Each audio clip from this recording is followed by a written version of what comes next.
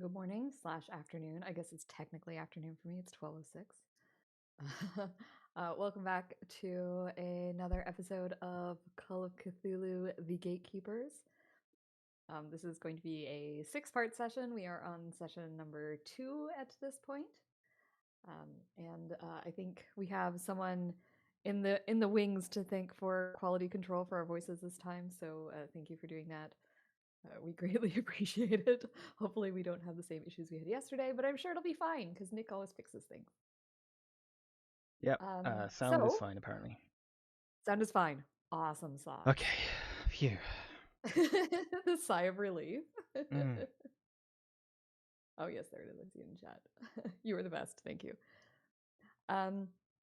So last session we started off with 2 experienced investigators and one new to us investigator.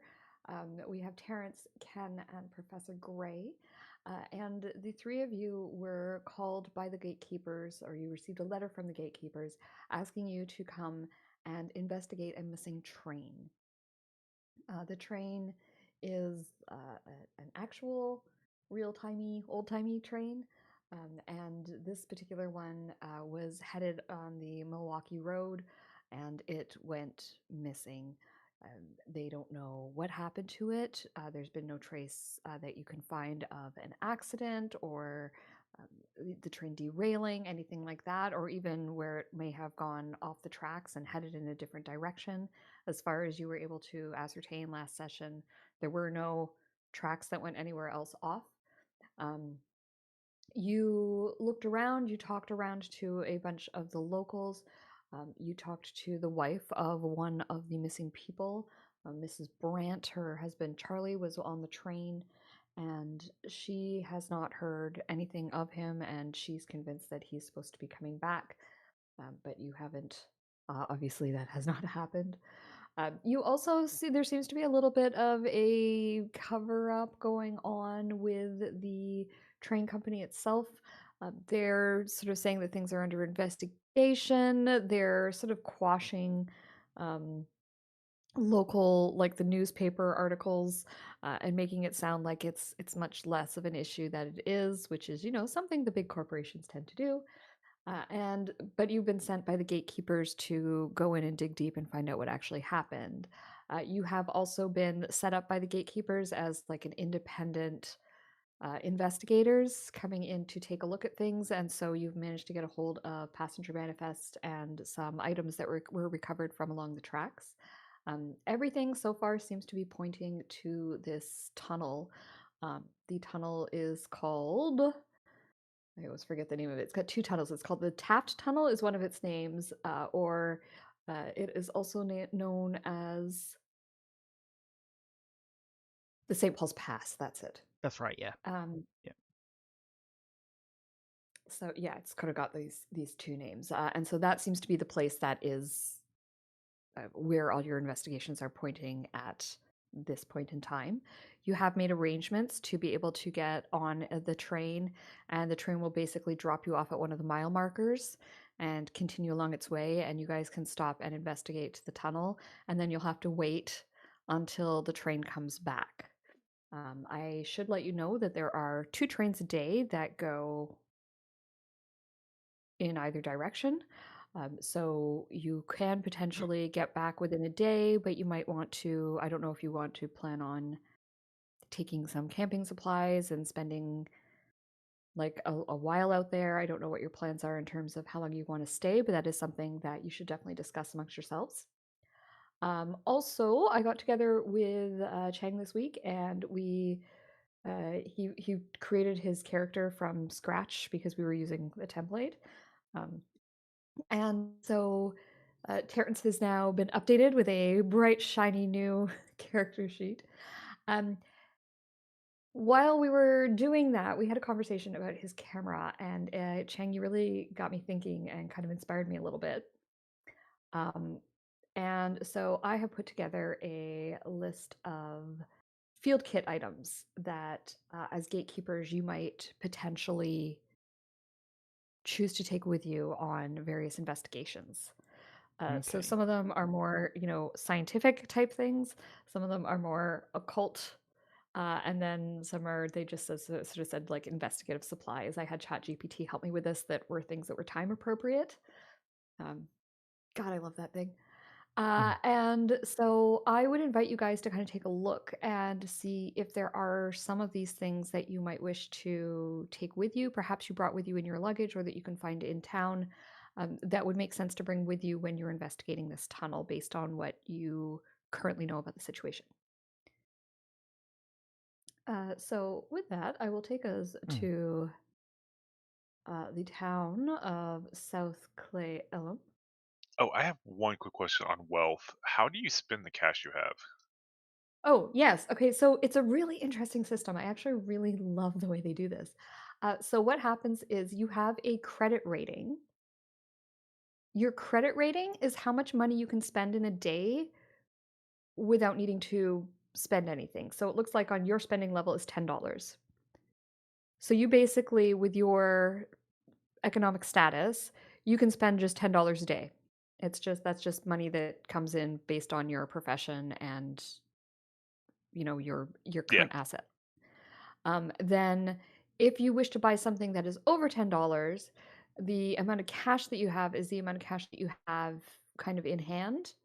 And so that's what you can spend in addition to your $10. So for Oh, example, if you were purchasing a gun and the gun was $25, you could spend the $10 of your spending money a day.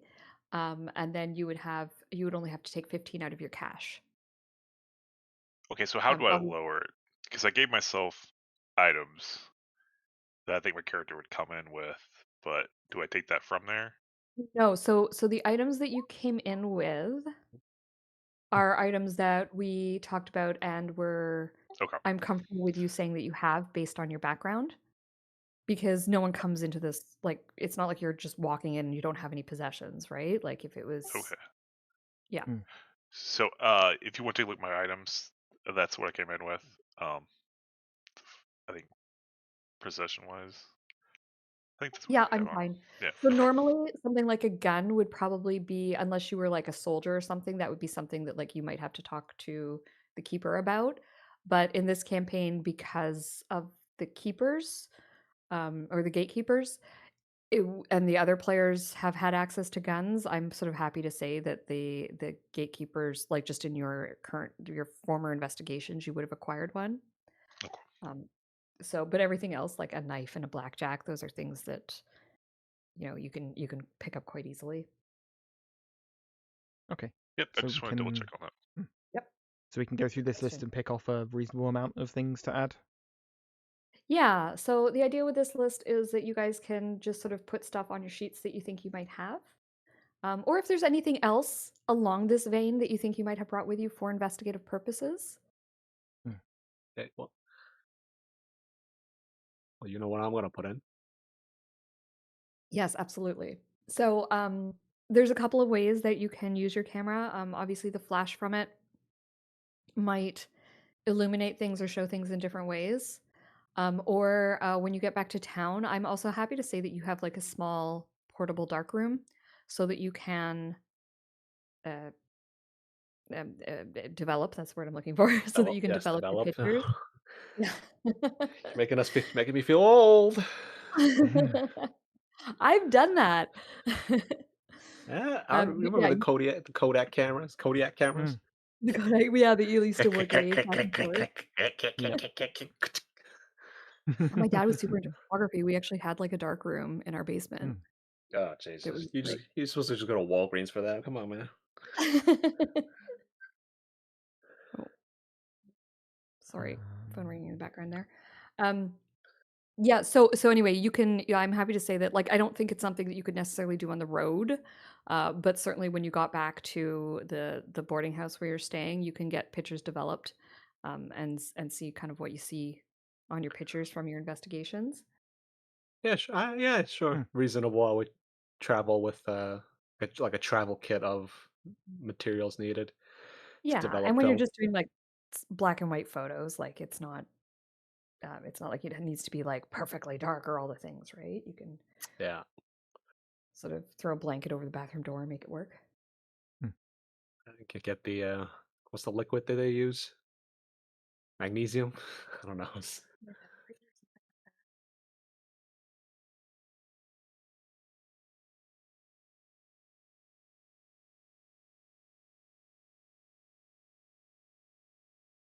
Whatever that is. An alkaline such as sodium carbonate, borax, or sodium hydroxide. Sodium hydroxide, that's what I was thinking of, not sodium nitrate. That's an explosive. Couple of vials of a photo developing Yeah. liquid. Absolutely. I think okay. I'm just picking through that list and taking a handful of things. Sure. So I'm taking the field ledger. I'm taking the lanterns and the crowbar. I think it'd be sensible for him to have the field chemical kit, being an academic type, and having a pendulum. Like I want to pick them all, but I don't want to kind of get greedy. I'll just take the things that make sense.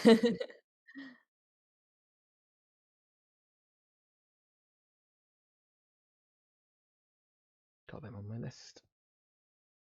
Okay. So, with that in mind, you guys can keep looking at that and add things as you like. Mhm. As I said, you're in Clay Elm. It is a new day. We are on day 2 of your investigations, and so far you've made some really, really good progress. And at this point, your investigators, basically, you've got some time to try and figure out when you want to take the train. Do you want to stay overnight? Do you want to try and come back in the evening? What is your plan for when you get out there? Do you know what you're looking for? Do you know what kind of tools you're taking with you? If you're staying overnight, will you be taking any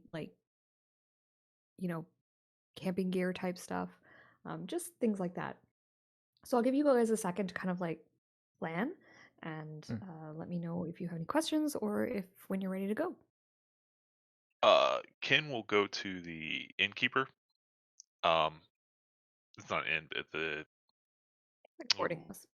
boarding house. They have a kitchen in there, right? Yeah, they served you like breakfast. Yeah. He would go to the manager or whoever's in charge of the kitchen and ask if he's willing to pair him some travel lunches. Just like apples, bananas, nuts, stuff people can Yeah. snack on and have for lunch that will keep and not spoil. And ask for 3 of them. Yeah, it's a very smart idea. So Taylor Thomas is the owner of the boarding house. He and his wife run this together. And Taylor is more than happy. This is something they do quite often for people who are going to be taking the train or whatever. So they actually have like little brown bag lunches that they can prepare for people with like a sandwich and, like you said, some nuts and snacks, stuff that won't go off if it doesn't stay cold. And he prepares you 3. Do you want to hold off on that until you guys decide how long you're? We'll say he prepares you some meals, and then when you guys decide how long you're staying for, he'll have those ready for you. I Well, think it would make sense. Who can say no to a free sandwich? Well, yeah. I think it would make sense if Well, I'm paying for the organization's paying for it. It would make sense if we head out in the morning and go for like the daylight hours, but with the possibility of staying overnight if something goes wrong, like being prepared to stay if we have to. Okay. So I'll get a day's worth of rations. Is that smart? Yeah, I think that works. Yes. He'll go back and ask for a full day's worth of rations and for 3, which is quite a bit of food. Yeah, so Taylor puts together for you a sort of like a lunch and a dinner for your travels. And it's it looks pretty decent. It's obviously it's full food meant to be eaten cold, but it's it looks like it's pretty decent. You guys are going to be eating fairly well, and he packs that all up for you, puts it in a maybe even a basket or a bag, something like that, so that you've got, you know, something Rucksack. to carry it in. Yeah, and just says, enjoy your time on the tracks. I think it's quite a beautiful route along this way, so you'll be enjoying yourself. It's a beautiful, beautiful view, beautiful countryside. Ken will take it, put it on his back, and head to the guys. Alright, I got some rations for at least a day, just in case. And so we plan on leaving there this first thing this morning. Or do you Yeah, I guys want think to check so. anything else in the town? I I think we covered most of what we wanted to look at last time round. So yeah, I guess my suggestion's first thing, unless you guys have anything else you want to look at. Nah, if we get there early enough, we get back soon enough. Yep, that's the hope. Get this all solved in time for tea.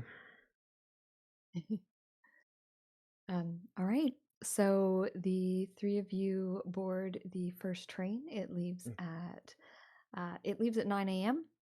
I would, before There we is get on the train, getting to the train station a bit earlier, try and get hold of some basic survival gear, like a tent or something we can make use of in case we do end up being waylaid out there. Sure, absolutely. Yeah, there is a general store type place Mm. here, and they've got some, modern, not great stuff, but they've got some serviceable camping gear. You can buy Yeah. yourself a tent, Okay. and some blankets or bedrolls, I guess, Yeah. for the night, just in case. Sure. We'll do that. Yeah, you go to the train station. I'm not carrying all that. No, I got most of it. He just puts it on his back. Mhm. It ain't that heavy.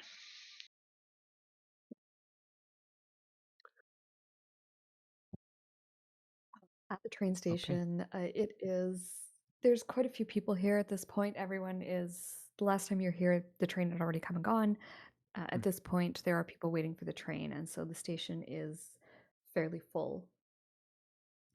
You do see um, Mrs. Brandt once again sitting on one of the benches outside, just waiting for the train to come. She's wringing her hands together, um, and she's just sort of like staring at the tracks, just waiting. Mrs. Brandt. Oh, I'm sorry, I didn't see you there. Hello. Yeah, have one. And I offer one of my lucky strikes. Oh, thank you. I didn't used to smoke before this, but I'm finding it quite calming now. She takes one from you, and you notice when she holds out the cigarette to be lit, and you notice that her fingers are shaking. You'll be alright, dear. We'll find him.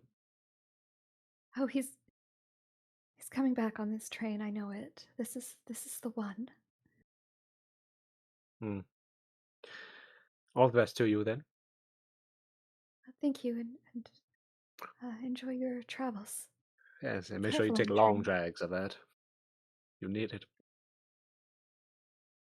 She doesn't really say anything else, but she puts the cigarette to her lips, and she takes one deep drag, and it almost seems to almost knock her out of it for a second. You see her eyes sort of gain a little bit of focus, and then there's the sound of a faint whistle in the background, and her eyes sort of glaze back over, and sits there with this cigarette, and it just starts to burn down. She's not smoking it anymore as she waits for this train to arrive.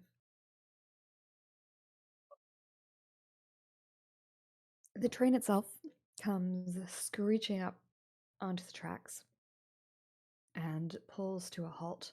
It is a steam train, so there's these great billows of smoke going everywhere, and that sound that the trains make with their brakes, with the screeching and the metal on metal. It's all of a sudden this platform is loud and busy and full of life, and it's really hard to sort of juxtapose that with the weird, creepy things that you've been seeing lately. This just feels so normal. A couple of people get off the train. A a family. It's a man, a woman, and two small children. And the woman's got both of the children by each hand, and she's sort of dragging them over. And mind the gap, quick, quick, let's go. Don't want to get cut in the train. And starts to move out into the building. The other person who disembarks is an older fellow. He gets off one of the posher cars up front. He's wearing a top hat, and he steps off and doesn't even seem to stop around to look around for luggage or anything. Just marches straight through and off about his business. You guys have tickets for the first class cars, which will give you access to pretty much any place along the train. As employees, you don't have so much tickets as you've got access, I guess. You got like a And pass, so basically. it's Yeah. really up to you. Yeah, it's up to you where you choose to board. If you choose to get onto the first class, the second class, the third class, that you can even go into the cargo section if you so wish. It is up to you where you go. First class. Yeah, Okay. that's where I'm going. hmm So you guys step into the first class car. As you do, you see the station master goes and has a word with the conductor. Because you guys have an unusual drop off request. It's not every once in a while someone will ask to be dropped at a mile marker along the way, but because it's a slightly unusual request, the conductor just has to be informed. And you see the station master go and make those arrangements for you. And you step onto this first class train. It is quite beautiful. It is quite luxurious. These are sort of special. There's sleeping cars here. There's a dining car. This is for traveling in style and in comfort. It is. There are a few people in first class. You're still fairly early on the train tracks, so there's not. It's not bursting at the seams or anything like that. But there is you see a couple of the doors are closed and locked, so presumably they are occupied. And then you do see a couple of people sitting in the dining cars having breakfast or a morning cup of coffee. And yes, you head out onto the train starts to go. You head out into the wilderness of the sort of northern United States. I tell you, And you're just gentlemen, I there. still prefer the automobile to this nowadays. I have Quite to rickety, agree. these chains. There's no suspension. It jostled around everywhere. That makes way too much noise. I mean, at least in this, you can fall asleep in one city and wake up in another. In a vehicle, if you fall asleep, you wake up in another dimension. Can we get drinks? Yes, let's do that. Excuse me. Excuse me. Red wine, please. The server who works in this portion is a young man. He's really really skinny, and he comes scurrying over to you, and he says, "Yes, one red wine for you, sir." And he hands you the wine list and offers you an option of several different types of red wine. Just a medium price one. It's like underspending level, maybe. Sure, yeah. So he says, "Of course, sir. Good choice." And what can I get anything for the two of you? Coffee for me, please. Whiskey. Coffee for you, and a whiskey for you. Yes, sir. And he sort of moves the drinks list over to you and says, "Any particular whiskey, sir?" And He, with he that, chooses something a little bit on the higher end for whiskey. okay, sure. Um, so he takes the drink menu away and says, "I will be back with your drinks in just a moment." And there we go. Sorry, roll 20 just died on me. Yeah, I had that Yeah. too. Big Yeah. red message in top left. Yeah, Yeah. I was trying to bring you guys over to a map and everything kind of crashed. I don't know if that was me or roll 20, but there we go. Just something a little prettier to look at here, Mm. or a little different, I guess, to look at. Need a little So train he, icon to show where we are. Yeah, so you guys are, if you kind of zoom in a little bit, you guys are sort of in this section Yep. here, I believe. Wow. There you go. You If you please? zoom in too far, but this is kind of the extent of this railway. This is a massive railway, as you can see, Mm. and it does go through some very major set towns or cities. You just happen to be in a small podunk town along the way. So far away from home. Mm. See that, gentlemen? There. God's country out there. Absolutely nothing to see. And Well, the it trip is here wasn't too bad. This country is it still is 3 as times bigger described than it quite needs to be. beautiful. Sorry, I keep cutting you It's like guys off. I'm so sorry. this country's still 3 times bigger than it needs to be. I don't understand how you cope.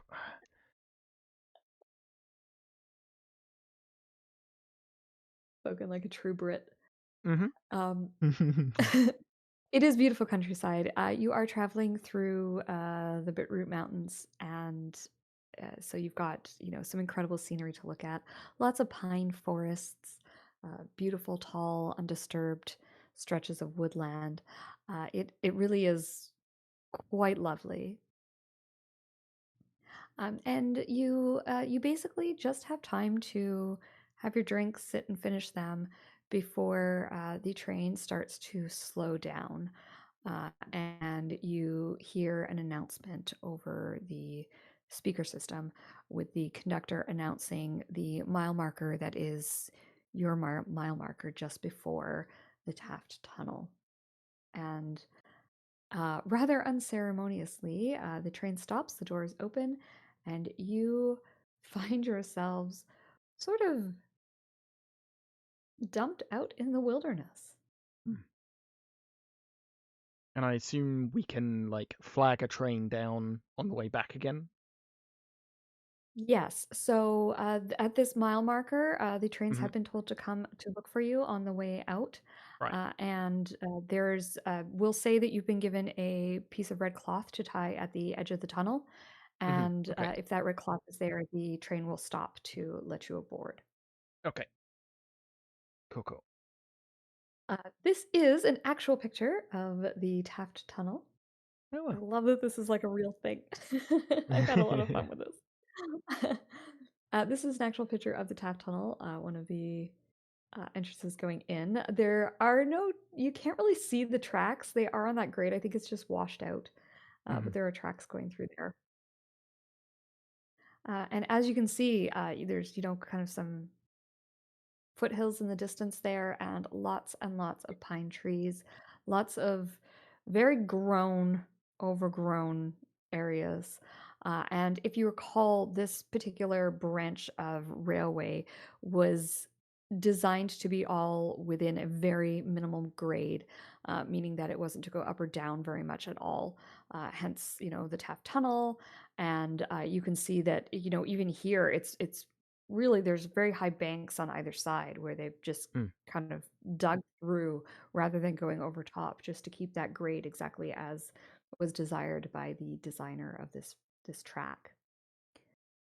Um, once the train Once you're off, the conductor toots his horn to indicate that he's headed through the tunnel, and the train, yeah, toot toot, and the train vanishes, and in a Before hiss it, and smoke. steam- Sorry, go before it, ahead. as it's departing into the tunnel, I will snap a picture of it from my angle. Okay, excellent. Watch We out. should. Can I get you to do me something? Would you mind? I'm going to give you a handout. Can you please write down what you're taking pictures of? Okay, Oh, sure. that's cool. Yeah, it's a good idea. And that way, when you get back and So you develop them, I can describe remember, to you. yeah. Yeah. Yeah. I'm going to make it visible to everyone, and you should be the only one who could edit it. Okay. Train In the handouts to section. St. Paul's Tunnel, right? St. Paul's Tunnel, yes. I'm actually going to rename this One Pictures. Say Terry's photos. Yeah, there you go.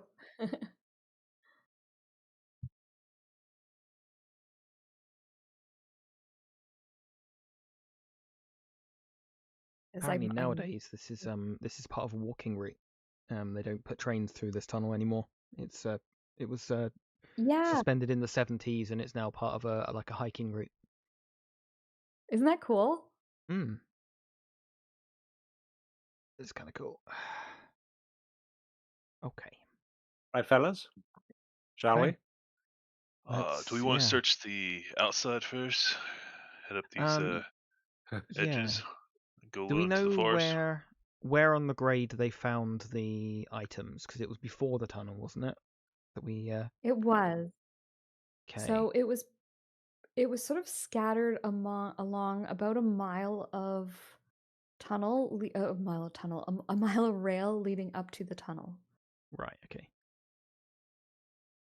Follow that, I guess. Follow that path. See if there's anything they missed. All right, and then we'll go through the tunnel. Yeah. It should take a few hours to get through it, I think. Probably. So yeah, I think we'll search. Do you want to split up? Some search one side, or do you all want to stick together on one side? Yeah, we could be on opposite sides of the track. That would be a good idea. All Sorry, right. Chang. How about you two stay on the track, one on one side, one on the other, and I'll pop in and out of the forest to see if I can see something a little better in. Do a little zigzag. Are you quite sure about that, Kenneth? I won't go too far. Just probably about 30 yards in, 20.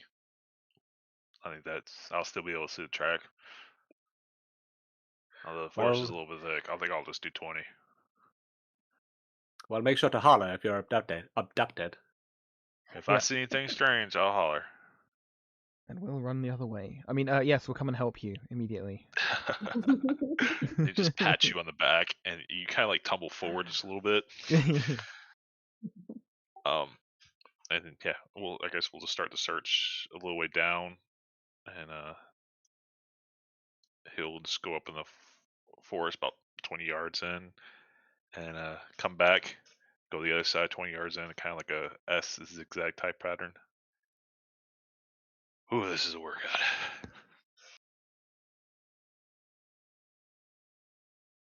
Okay, sorry. I had to I had to Google how far a yard was. Just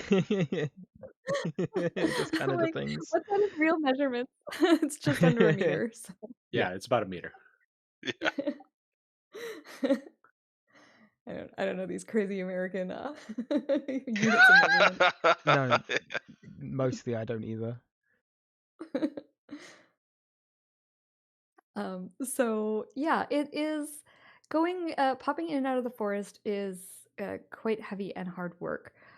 There's a lot of undergrowth. The pine, it's actually worse right at the edge of the embankment.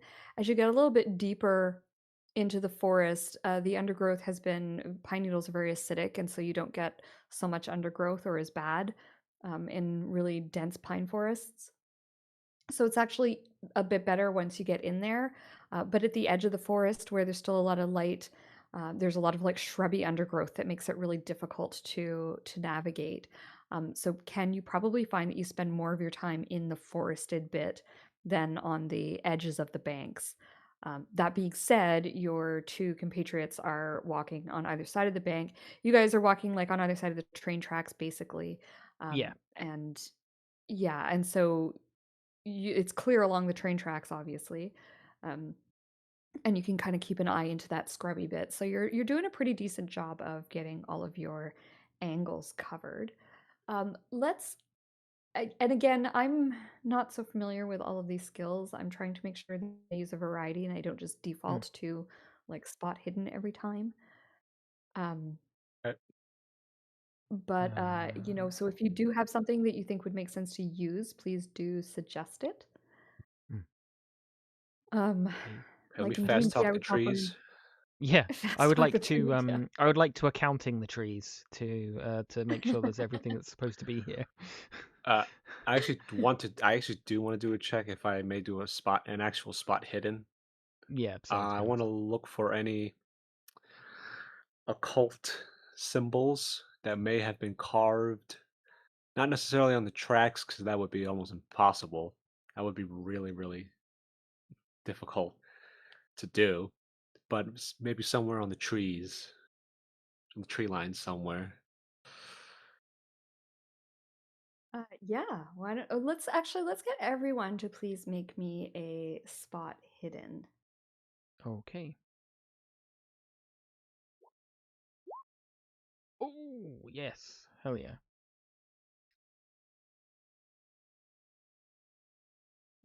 Terry? Or sorry, Ken?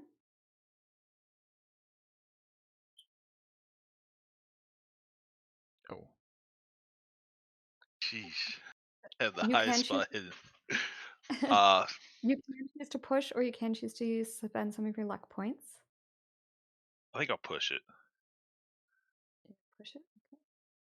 and so I just roll again, or do I have to do something So special? you have to describe what you're doing to do better, basically. Oh, So when you push a roll, you have to describe kind of like what is different. Um, for example, do you go a little bit deeper into the forest than maybe you had planned? Do okay. you try and climb a tree and get a better view? No. Uh, he uh he will. Yes, he will go a little bit deeper in the woods. He thought he saw something a little bit further out, but he doesn't tell the people. He just walks like another 20 more yards in, so he's 40 yards in now, and he like spots this clearing, and he goes a little bit deeper and check it out, gets a little bit closer, and see if there's anything there. Cool. So your consequence, if you fail your push, is that you could potentially be separated from your group. Sounds fair. So Reroll. go ahead. Yep. Go ahead and re-roll. Much That's better. more like it. Nice. Okay, so we got 3 successes and 3 different things found, which is kind of cool. Hmm. So, first of all, Terrance, you rolled first. You specified what you were looking for. You were looking for things carved into the trees. Yeah, it's perhaps And sure like a enough, barrier that you actually people set up. do see something carved into one of the tree trunks. It's a little bit overgrown and hard to make out, but roughly it looks like this. I see some of the exposed bark, so out of place. Like, wait a minute, that's not what a tree trunk looks like.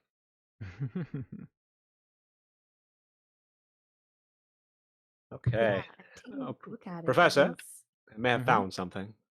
Okay. I'll Assuming come. the professor. Yeah, I'm within earshot. I'll Fine, come fine. over once. Obviously, we've resolved my spot hidden, I guess. You know what? You know what I'm gonna do? We're gonna go with Mm. this, and then we'll go to your spot Okay. hidden, Okay. and Yeah, we'll that works. kind Yeah. of deal with that, and then we'll go to Yeah, sure. Terrance's because I think that might.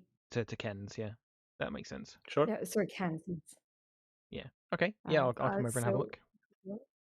okay. So you go over and he points this out. It looks fairly like it's healed over in the tree. So this is something that was carved Hmm. a while ago. It's a fairly old Interesting. tree, and it's fairly high up. Hmm. You guys can do nature checks to try and determine how long ago it was carved into the tree. You can do arcane checks to see if you recognize the symbol. An occult check. Sure.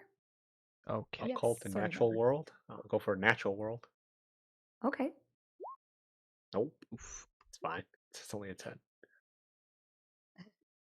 All right. So you can tell that it's healed over clearly, but in terms of how long ago it was carved, you don't really have the expertise in trees to know, other than fairly old, as in not within the last probably year. You can probably guess it was like over a year old, but more than that, you don't know.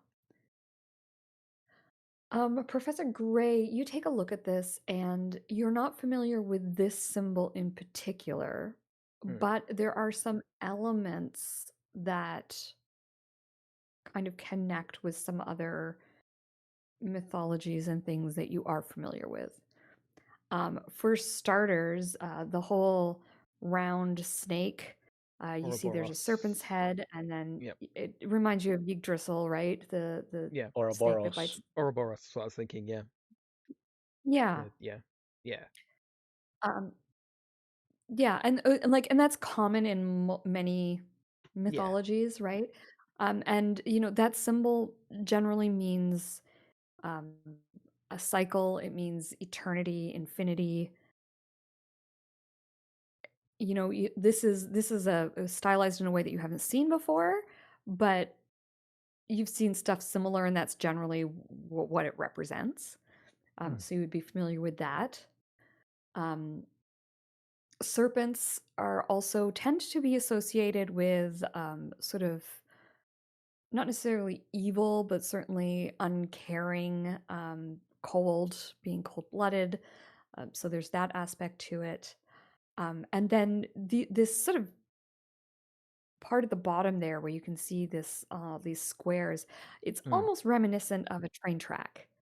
Yeah, I was gonna say it looks like scales. Either someone's given up doing scales halfway through because they got bored of doing the boxes, or yeah, that's a snake eating the train.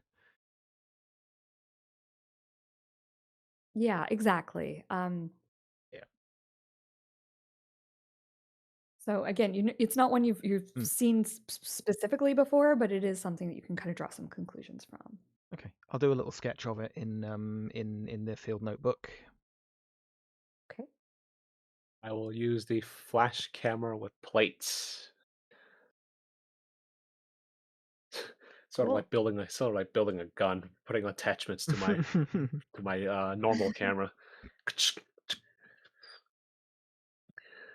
Awesome. Blessed by the divine. And stand back for a moment, Professor. Hmm. And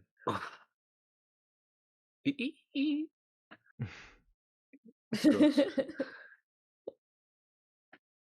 I Hit the don't know light why, bulb. but I was imagining like in a different universe, you getting the professor to do like selfies with the symbols, like the shocked face pointing at symbol from like the YouTube thumbnails, and what I found on this tree shocked An me. emoji over your face. Mm.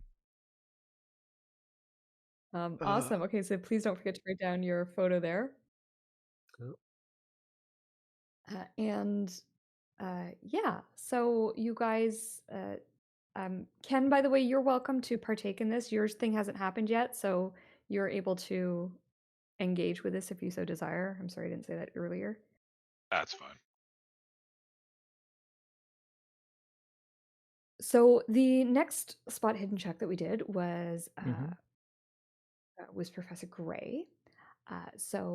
Professor, you're walking along and you see this is a little bit after you found Mm. this symbol, and you're kind of scanning the ground. You're looking for any items that may have fallen out of the train, something left behind, Yep. um, and you see a footprint in the mud by the side of the track. Okay. Now, it hasn't rained in a few days, but there is a little bit of like just water on the ground in certain places. There's some patches of mud, and that's where this footprint is. Okay. Hmm. Someone else has been here in the last few days. Didn't they say they sent some people out a few days ago, like the sheriff? Hmm. Um. What sort of like direction is the footprint facing? Like what sort of aspect relationship to the tracks? Is it going like across the tracks? Is it going alongside them? It's following alongside them, and it's going in the direction away from the tunnel towards um, uh, Kale Elam. I never know how Okay. to say that town. Clay Elm. Okay. And it's regular human-sized footprint, or It is. And you can make me a God. Uh,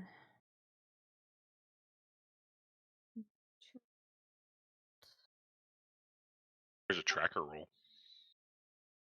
is there a tracker? Yeah, I'll take natural there's a world or tracker. natural world or Track. track? Natural world Just or track track. are both 10s. I will try natural world, being a man of the sciences. Yeah, no. Cool. Is footprint? You want to push or you? Oh no. No, not for a 10. Not no. No, thank you. Probably smart. um, all right. So your I'll give you this much. It's like you said, you kind of know that it hasn't rained a couple of days, so it's at least that it's probably not older than that. Um, there's no you don't see like heavy treads in it. It almost looks more of a smooth bottomed shoe. Okay. Um, and Or it's mm, fairly large. It could be a man's or a large woman's. But more than that, I mean, it's an impression in the mud. okay. You're not sure how much more there is to be gleaned from No. that. Okay, Yeah. that's fine. Well, I have this inkling suspicion that the tunnel may be a case of deja vu, considering if this snake here is eating the train tracks. Mm. You think that might have belonged to some bandit group? It's a fairly Bandits common in occult. 1926. It's fairly common like occult motif. You'd have to be some pretty educated bandits to do that. Yeah, Or just I sounds mean like it maybe they're looks like like a snakes and snake trains, with I don't a know. yeah, it's just like a snake and train. I've seen tattoo like that for some bandit groups up in Pennsylvania. I would have been cautious of what other involvements they might have. You mean criminals? Yeah, I wasn't going to say criminal. I was going to say uh Well, now I'm referring to Mr. Whitmore's description of yeah, sure. bandit. I don't believe there have been bandits in this country since 1823. wait, what? There's been bandits.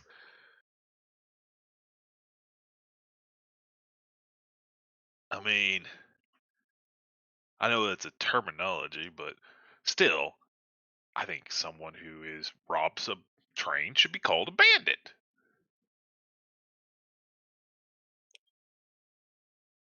Yes, Professor, do you remember the clown house, the country fair? Mm. I have a suspicion that I have this suspicion that the snake is the tunnel, or perhaps dwells within it somehow, and it gobbled up number 47. Yeah, that's a reasonable assessment.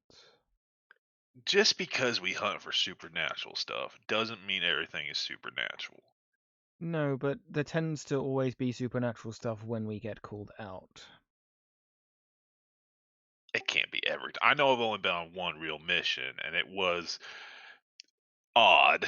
There was some weird stuff that happened. Still kind of haunts my dreams a little bit, but it don't mean every time you guys get called out it is always supernatural. Every time I've been called out, it's been supernatural.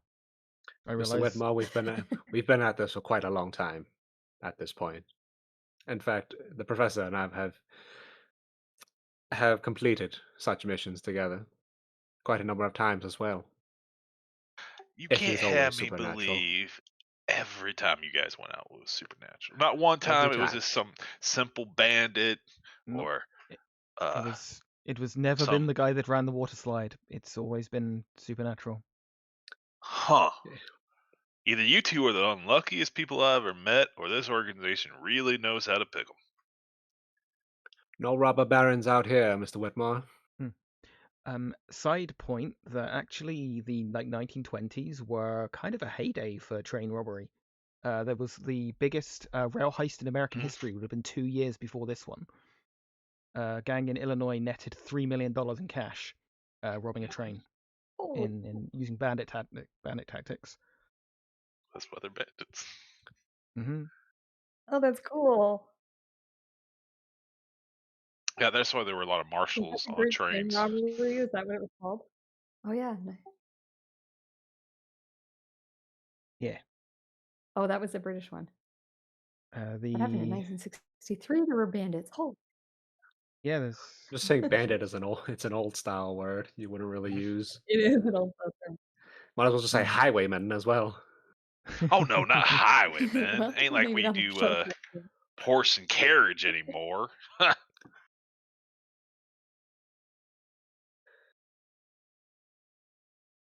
All right, so All right, so yeah, Ken's I'm gonna hot-headed. bring us back on track. All right, I'm gonna go check over there, and he starts walking. You do that, Mr. Whitmore. Okay, so Ken, you get a decent ways out, and you see, like you said, you see a bit of a clearing, and so you decide to head a little bit deeper into the forest than you had intended. And when you do, you notice what looks like some old. At first, it looks like a rock formation, and then you see that it's actually bricks. And you think you're looking at some kind of old ruined village, perhaps a work camp or something like that. But there's definite signs that there was once structures here. Well, this is like one of the railroad camps, but I bet the professor want to see it. I forgot Chang's character's name. Edward. All right, and he heads back a little bit and he hollers, gentlemen, I think I might have found something you might want to take a look at. Are you okay. from the south now, Mr. Whitmore? Just kidding. Holler? Everyone uses holler. No, you just switched your accent. Oh, sorry. I didn't realize I did that. You're like, hey, gentlemen, there's someone over here. Oh, Sorry, that's my boys! actual accent coming out. I'm a Hey, little come bit of on, a hillbilly. I done found something over here. Hey, don't mock my heritage. All right, yeah, we head over. Heritage. Yeah, I'm a proud Missourian All hillbilly. right. Make sure we look both ways just in case we don't want to get run over by a ghost train. God forbid. Go straight, yeah.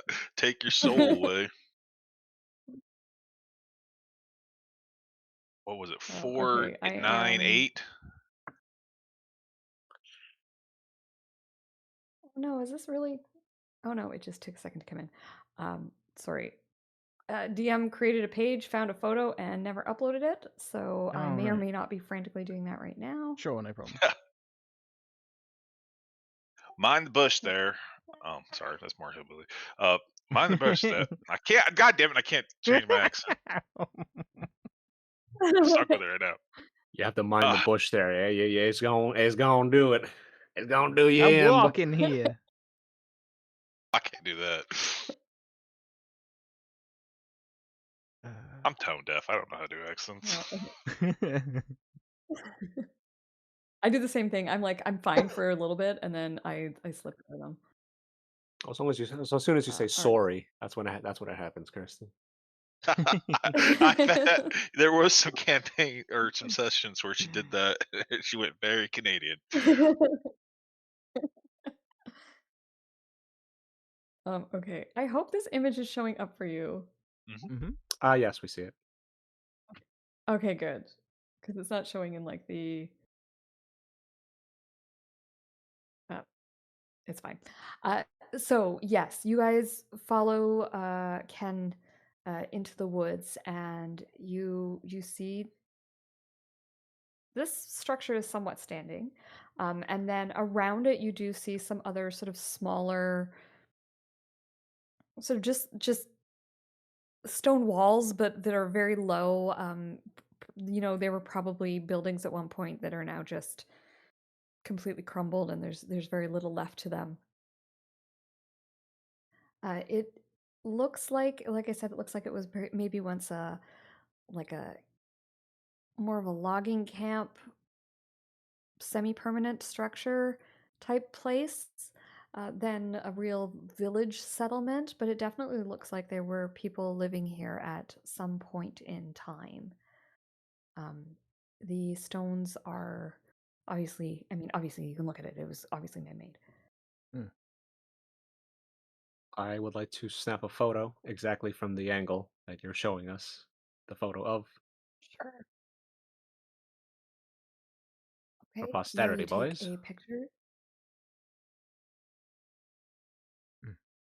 Mm. And as you take that picture, you hear a voice. It is coming from behind you,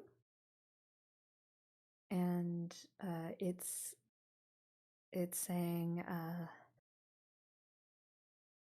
"Goes along the tracks, travels along the tracks, and then it goes home. And I'm going home on the tracks. Follow the tracks, and you'll get home. Keep keep following, keep keep going, keep walking." Am I the only one that hears this? No, all of you can hear this. Is it like loud? Like we barely hear it, or It sounds like it's a distance away, but it's close enough you can make out the words. Sounds like a man's voice. I think someone's over there. Let's go and Should we go check it see. out? Yeah. Yeah, I think so. Again, Ken There's- takes point when we start heading out. Like, stay behind me, just in case. Mhm. And he kind of blazes a path through the forest, Sure. and like nothing really stops him. Can it He just keeps going.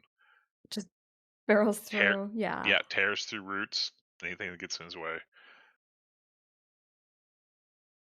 You're not traveling very far before you see who's making this noise.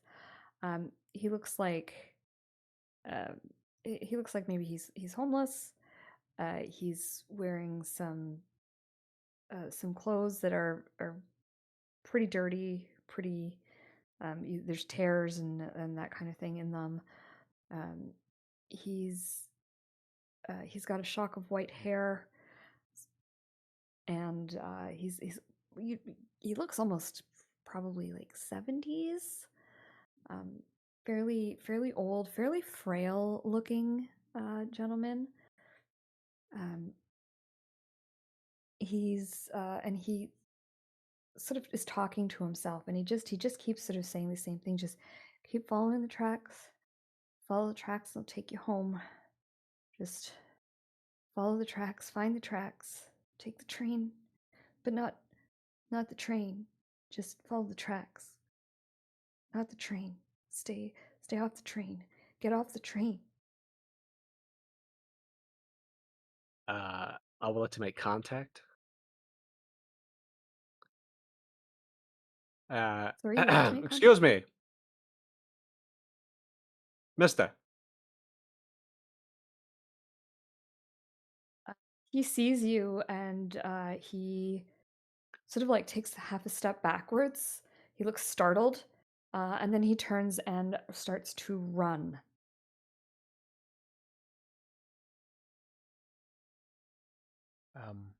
That's not weird at all. I suggest we catch up with them. Can we? Do you really wanna? Yeah. Well, I mean, we gotta ask him questions. Maybe he saw Yeah. something. I think he saw an awful lot. Like I'm guessing this guy has seen everything that's happened. I would very much like to catch up with him. Ken starts giving chase, but he ain't that fast. He's more power than speed. But he starts giving chase. I mean, the guy looks frail, so I do can't. Sorry. Yeah, he's like I said, he's 70. He's looking pretty frail. Is everybody kind of giving chase after this guy, or is it just Ken? I'll follow. I'll go with. Yeah, I'll follow. Okay. Let's get kind of check. Would this be a Constitution check? I don't think there's like a running skill. Actually, there is not. Thought there was one. Jump. Nope. Let's call Jump. let's call it Constitution. Okay. Yeah, okay. What's Constitution? Yeah. Skills Hard at the top. success. Yeah. I just Hey. powered. Oh wow. You got it. And you just fly by me.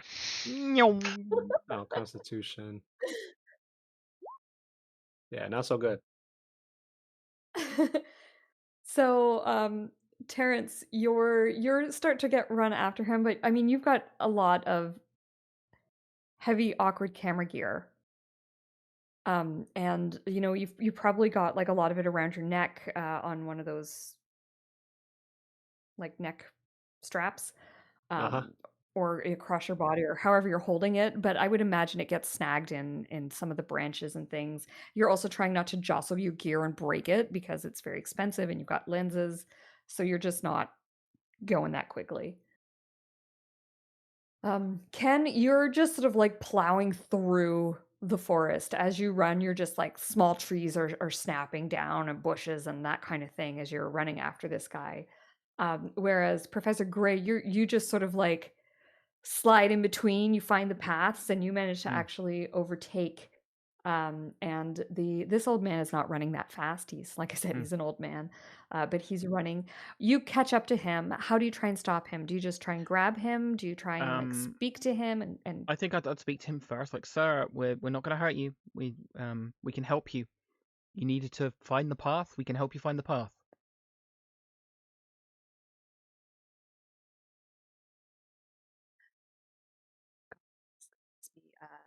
fast talking or persuasion. Let's call it persuade. Persuade is 10. Fast talk is 5. Okay, cool. This is not going to go well. It did not go well. I'm shocked. Push, or are you gonna leave it at that? I'm gonna leave it like that. I think I will just try and use my the walking stick that he has, and just try and like just trip him, just like as gently trip him as I can. Sure, yeah. Cause So him to you kind of break like any call second. after him as you're running. Yeah. Yeah. And it doesn't seem to break through. He's just going. In fact, it almost seems to like panic him, and he runs a little bit faster. But with the extreme success that you rolled on your Constitution check, I don't think you have any problem kind of getting ahead of him and you know, sticking your cane between his legs, and he goes crashing to the ground.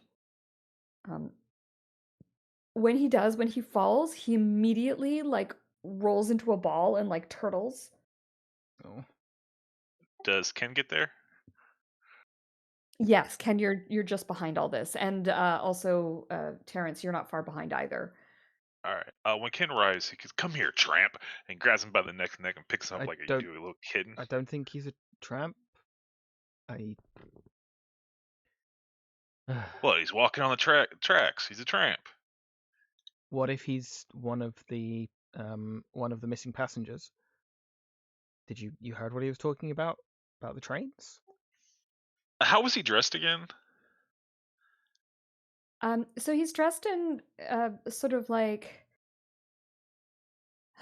what was probably once a collared shirt that is now sort of it's missing a button and it's very dirty. There's some rips in it. He's wearing a pair of sort of slacks that, again, very dirty, very kind of traveling clothes, which is what you would see kind of like homeless people wearing, as well as what, you know, in nicer conditions, it might be something that someone riding on the train might have worn in one of the lower classes. I see you like to give people a benefit without, but he looks like a tramp to me. And he like picks him up. He tried to pick him up by his collar, by the back, and pick him up off the Yeah, ground. you grab him by the scruff. He doesn't really resist. And he looks up at you, Ken, and he like zeroes in on your face and he says, "You were there. You were there. Oh, Yep, I how was there. did you?" Where was I? Oh, no, don't take me back. I don't want to go back. Dang, I he's want to crazy talk to too. my wife. I want to go home. Just Okay. follow the tracks. Yep. Follow the tracks back home. Don't take the train. Where is your home, sir? What is your wife's name? I want to go home. I want to see her. All right, how about we get a sandwich in you and some water, and you explain your story, old man. And he pulls out a sandwich and some water. Here, take small bites and drink a little bit. It looks like you haven't had a decent meal in a few days. Uh, he does eat a few bites of the sandwich, and he says, I haven't eaten in a few days." Oh yeah, just a And he little kind of bit like of. he's kind of like furrowing his brow, like he's trying to remember the last time he ate. Um, but he only manages a couple bites of the sandwich before he puts it down, and he says, Tastes like ash, like train grease." Hmm. Can you remember your name?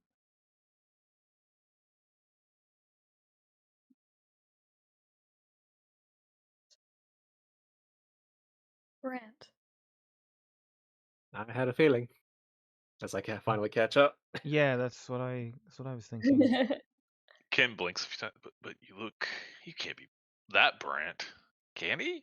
He looks way older than the man that was described. Mr. Whitmore, do you remember when our conversation about 15 minutes ago about the supernatural? I get that, but still. If they've been taken somewhere else, time in other places doesn't necessarily follow the rules of time here. Wait, that can happen? It can happen. Damn. And he looks at the very old looking man. Well, damn. Okay, Mr. Brandt. I have to go home. I think we can help you with that. Getting Yeah. him on our ride back is going to be rough. I don't want necessarily to walk him the entire distance. Oh, we ain't doing that. I'll knock him out before I walk all the way back with him. Sorry. I was just sorry.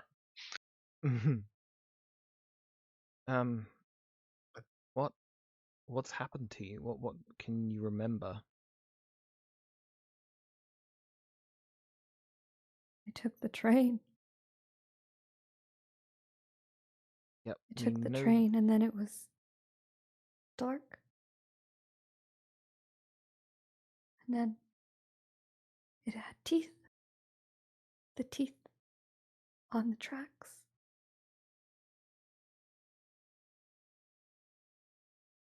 And we traveled. All of us. And then I wanted to go home. Wanted to see my wife. So I jumped.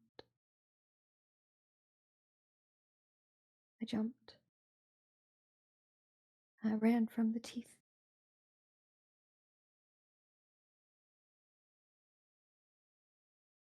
What did you escape? Ken gives a whistle. Hmm. Wait, we're investigators. Train went missing a couple days back. I'm going to country again. That's not right. Well, according to the professor here, time might pass a little bit different for you, but out here it was more just a few days ago. Um, all how many went missing? Was it like 20? 15. 15.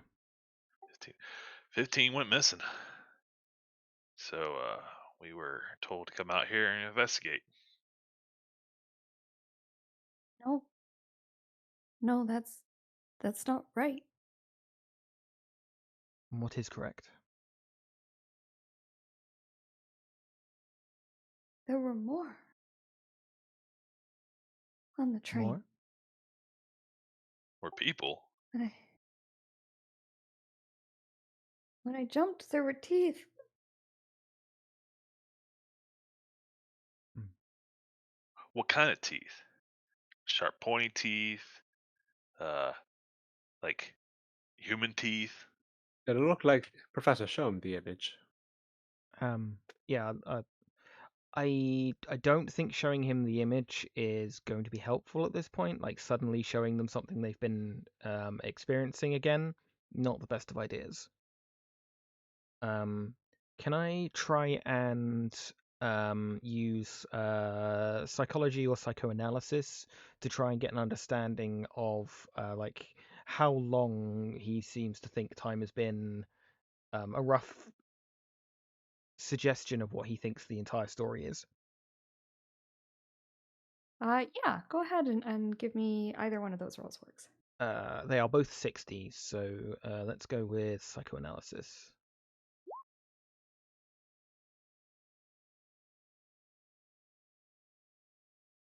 Um, he seems to obviously be very confused. Mm. Um, you get the feeling that he's living in an alternate reality in many ways, but Mm. that he's not crazy, if that makes sense.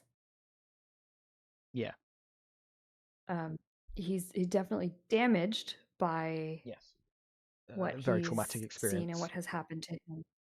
Mm. Yeah, but you don't get the whole like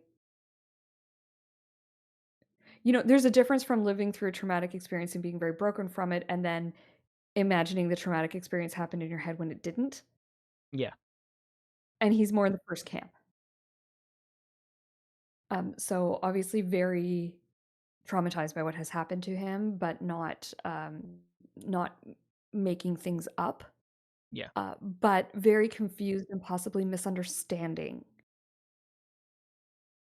In terms of the time difference, he doesn't seem to really understand and seems to be again just confused by it. Mm. So in terms of how long he thinks he was missing, at this point you can't really tell because it doesn't seem like he has any idea. Sure.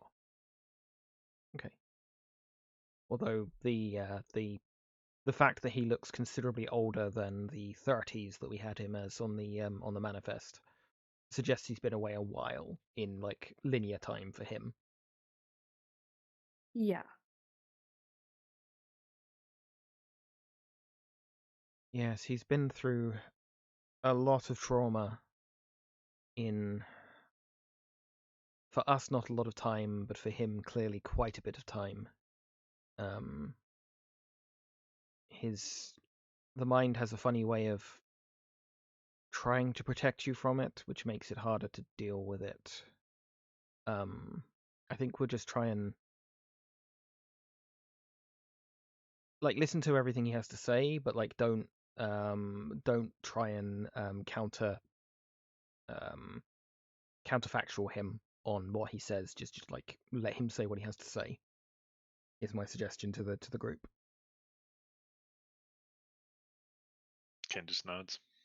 Well, Mm. you're the one knowledge of this. Mm. Sentimentality is nice, however, we do need answers. Yes. Trying to think what else to ask him. Did you hear anything? Was there anything said about what was happening?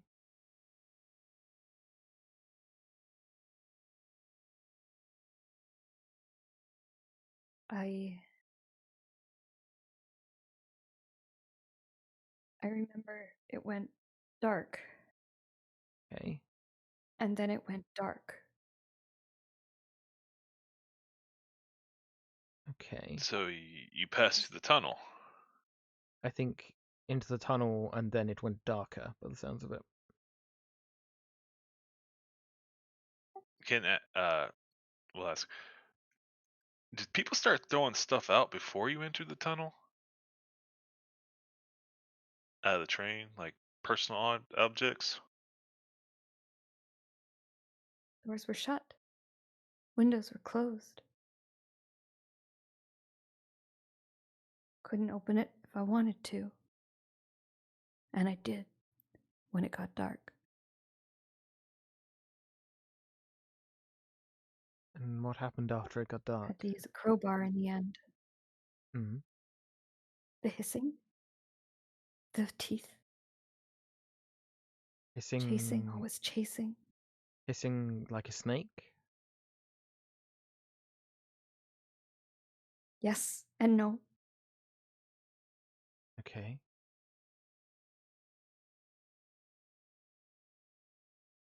And you were chased like around the train, or Yes and no. of course. Train was chased. Train was chasing. So the train turned Teeth on the around track. to get you back? I think I have a. No going back. No, we don't want you No, to go no, back there. no. We're Won't be not going getting you back. back there. Don't worry. We want to get you home. Go home. I want to see my wife. We're waiting for you there. By the station. He smiles and says, Yes, I told her I would meet her at the station. I will meet her at the station. She will be Okay. waiting. Alright, then Ken turns to the other two. And he like kind of like leans his head over to the right so we can go talk Mm-hmm. over there. And is it okay if we step a little ways away? Or do any of you Mm. guys want to stay? You stay here, will. Mr. Brandt. Stay here Yeah, for a moment. we won't be long. And then we'll try and get you back to your wife. So we He gotta make sits down on the ground. He doesn't seem like he's going anywhere. And Ken will arrange himself where he can keep eyes on him, but still talk to the group. Sure. So we gotta make a decision. Now I'm not saying that is truly who he thinks he is. I mean, I know it's supernatural. I've seen some things, but a man aging that quickly in a few days, I don't know. Say, Don't sense as right to me. I said about different time in different dimensions. I could give you a lecture on it, but I think you'd fall asleep.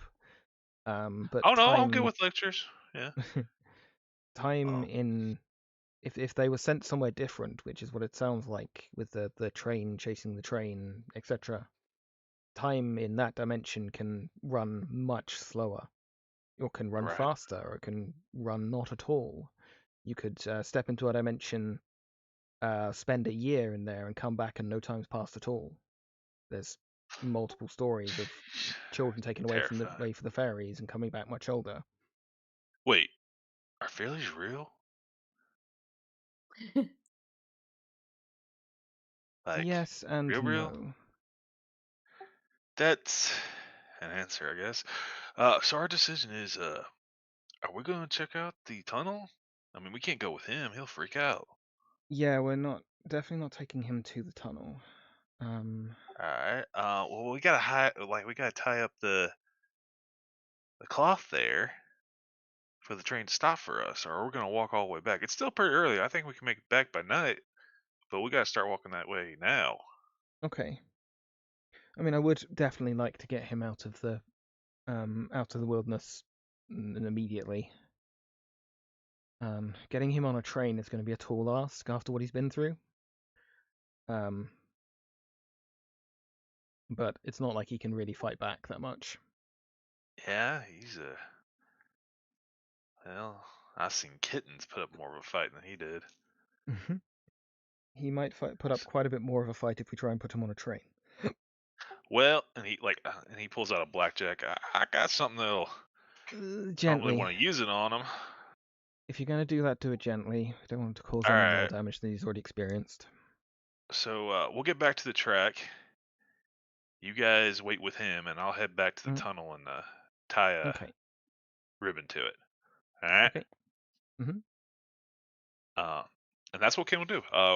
You guys will head back, and Ken will take the cloth and run back to the train and tie a ribbon to the tunnel. So, sorry, just for my clarification, are you guys getting on the train with him, or are you putting him on the train and you guys are staying here and continuing your investigation? Good point. Good question. We're gonna have to walk that tunnel. You can always, if you want to go back with him, you can always, come back another day to continue investigating here if you feel like there's more to investigate. Or you can certainly put him on the train and, tie that red cloth, and then you can tie that red cloth at another time to get picked up by the train. There is only one coming back, so you would probably have to spend the night here. So we do have that symbol, and it would be interesting to research that back at the town. Yeah, we could do that then. We've got something. It's not like we're empty-handed. Sheriff. Yeah. And we've got this guy, so. Yeah, let's take him back, see what the sheriff knows, and hit that. So I think that way we'll go back with him, and then we'll do some more research in the town before we come back out here. Well, we got a week to do the investigation, and we got to get it done all at once. So yeah, Ken will run down the track, get to the tunnel, and he will not go in immediately. He'll look in, see if anyone else is coming down, and tie up the cloth in a way where the conductor will see it. Ken, you run to the tunnel. You take a quick peek in. Please make me a sanity check. Oh. Do I just roll straight sanity? Just roll straight sanity. Extreme success. Yeah. Nice. You look into the tunnel, and while it is wood on the outside, it as it goes down further, you can see that it sort of converts into sort of a rounder stone brick tunnel that extends on even further than the eye can see. There are lights in here. Remember, this part of the track is connected to electricity, and so the tunnel is actually lit. But they're the 1920s lights. So there's a little bit of flickering and stuff happening. It looks a little bit creepy. But it is lit as, and it sort of goes around a bit of a bend, so you can't see super far inside of it. But it looks like it goes on for quite a ways. You've got a little bit of time before the train appears. And once it sees the ribbon, it'll need a little bit of time to stop. So you'll have to walk up the road a little ways, or up the tracks, pardon me, a little ways, in order to kind of get it when it stops, because trains don't, they're not like cars. That's why he left them all at where he left them. That should be far enough.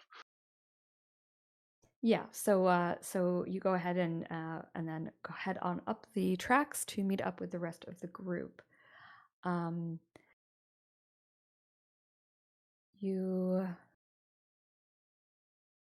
Is there anything that you guys want to do before the train arrives? Anything else you want to take care of before you head off? Do you want to get a photo of him, Terrance? Sorry.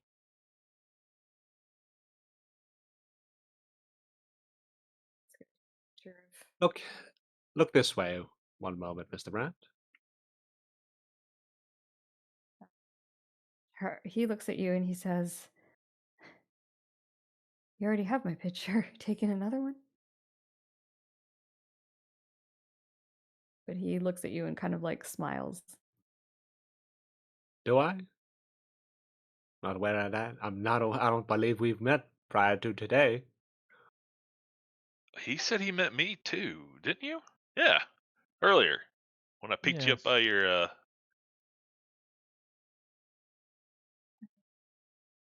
Ken, like something funny going on. Hmm. Wait.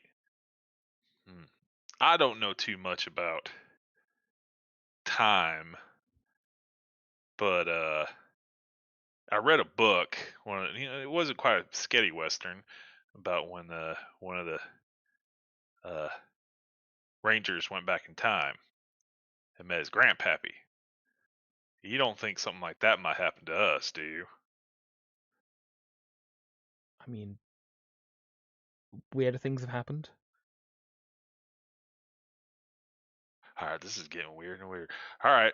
I tied up the thing in the train. I Hmm. think we're far enough in to where it'll stop around here. We might Yeah. have to walk a little bit more towards the tunnel. I looked down the tunnel. I just saw the lights glowing. No one Hmm. else walking. No other noises. Okay. Seemed Um. perfectly fine. So no hmm, teeth. Good to know. Could I have a look and see if this gentleman has anything on him, any ID, anything? Not like forcibly searching him, but like just gently like looking in his pockets. Sure. Let's call that a. I'm tempted to say spot hidden again, but I feel like I'm like Hmm. It defaulting to feels like that. it's the most useful skill in this game. Maybe that's a new player in me, It but right? It feels like perception in D&D where it's yeah, yeah. actually, let's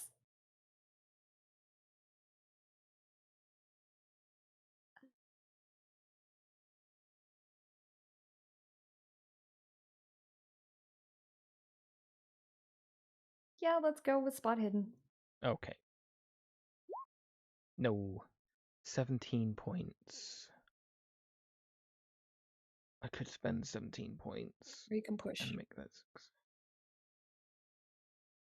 I don't think I want to push on a 40. I think I'd rather spend 17 points. So that takes me down to, yeah, wonderful. Yes, I will spend 17 points and turn that into a success.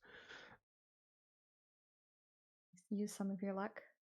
Yep. And uh, there's a wallet on him Okay. in his back pocket. Um, his wallet has his ID, which Hmm. shows him to be Charles Brandt, exactly who he claims to be. Hmm. His birth date matches up with someone in his 30s, which again matches Yep. up with what you know of him, although it's certainly not how he appears. There's also there is $5 cash in his wallet, Hmm. and there is also a ticket for uh, for the train. Okay. It I will. is uh, sorry, it's sort of uh, it looks aged. It looks like it's 70 years Yeah. old itself. It's cracked and dirty. Uh, Hopefully that pops up for you. Mm.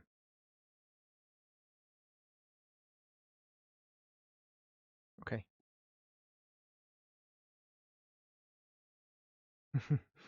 Delays caused by acts of God. What about acts of other transdimensional beings? Wonder if they're gonna have to include those in their terms of service from now on. Hmm. Okay. Yeah. I'll And just I'm like gonna say, go on. Sorry. it's okay. No, go on. Please continue. No, you go ahead, Nick. You're gonna. All right. I was gonna put it back. Just put it fully back in his pocket for him. Okay, sure. So you pop that back in his pocket, and That is about the time when the train arrives.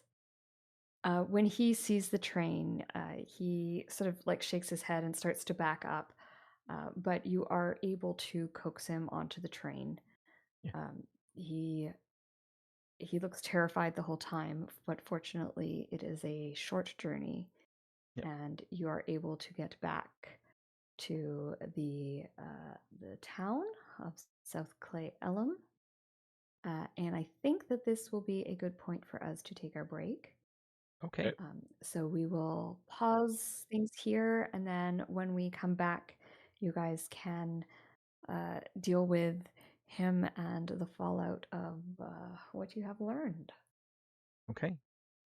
See you in 10. All right, see you guys all in 10.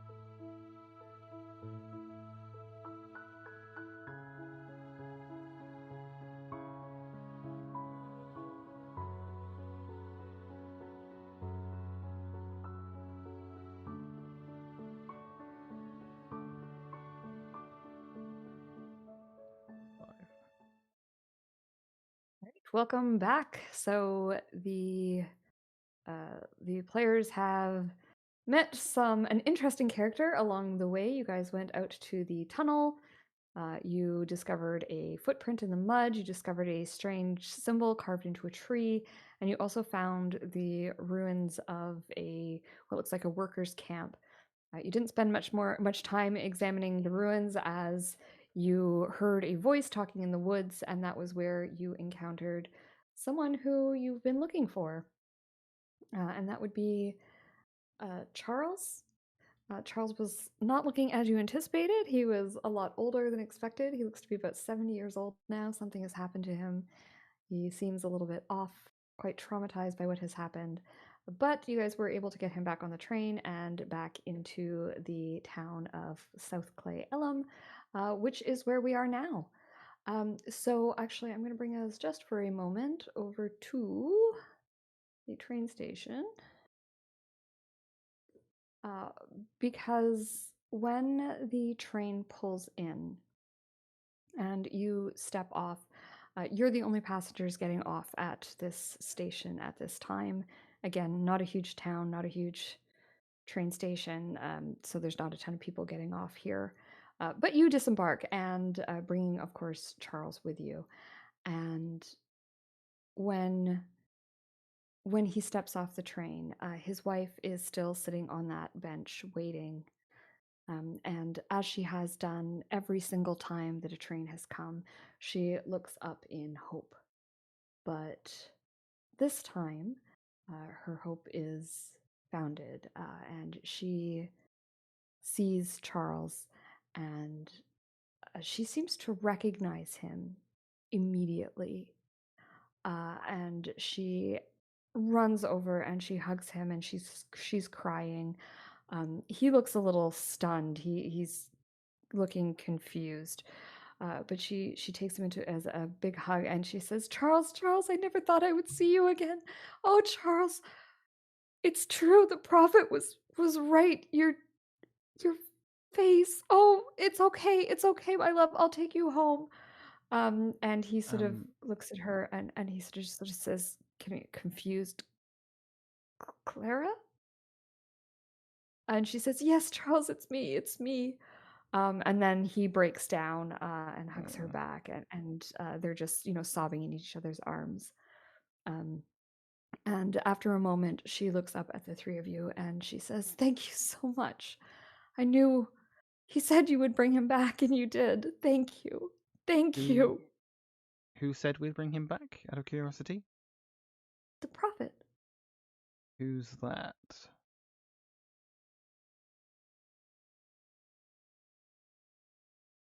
Oh,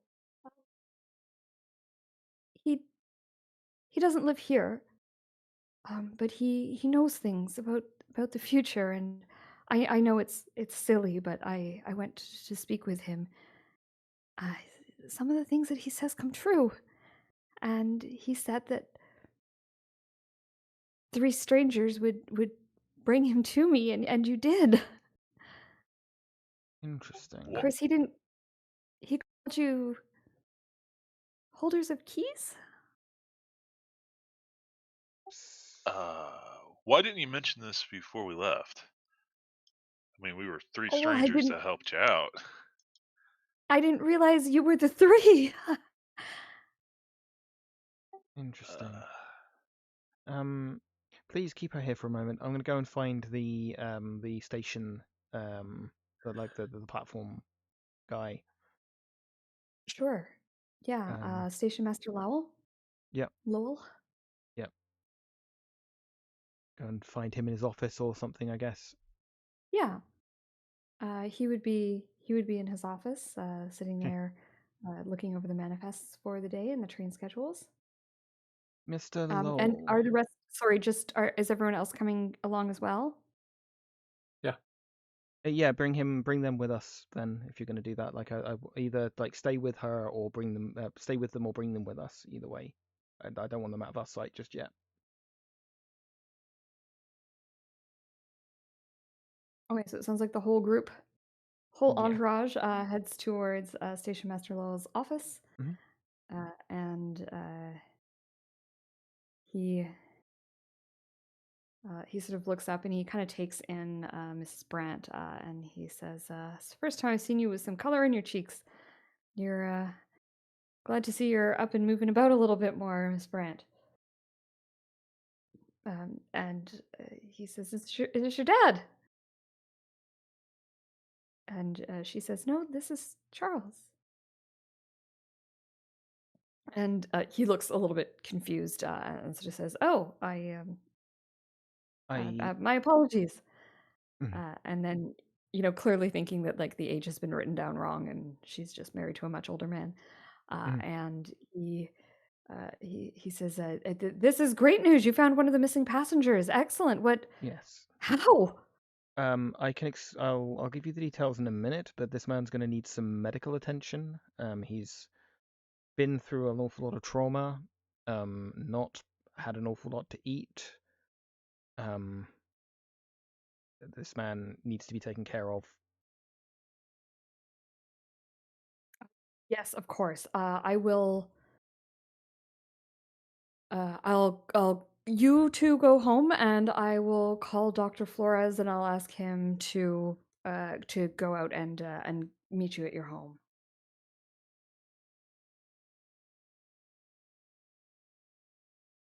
Mm, So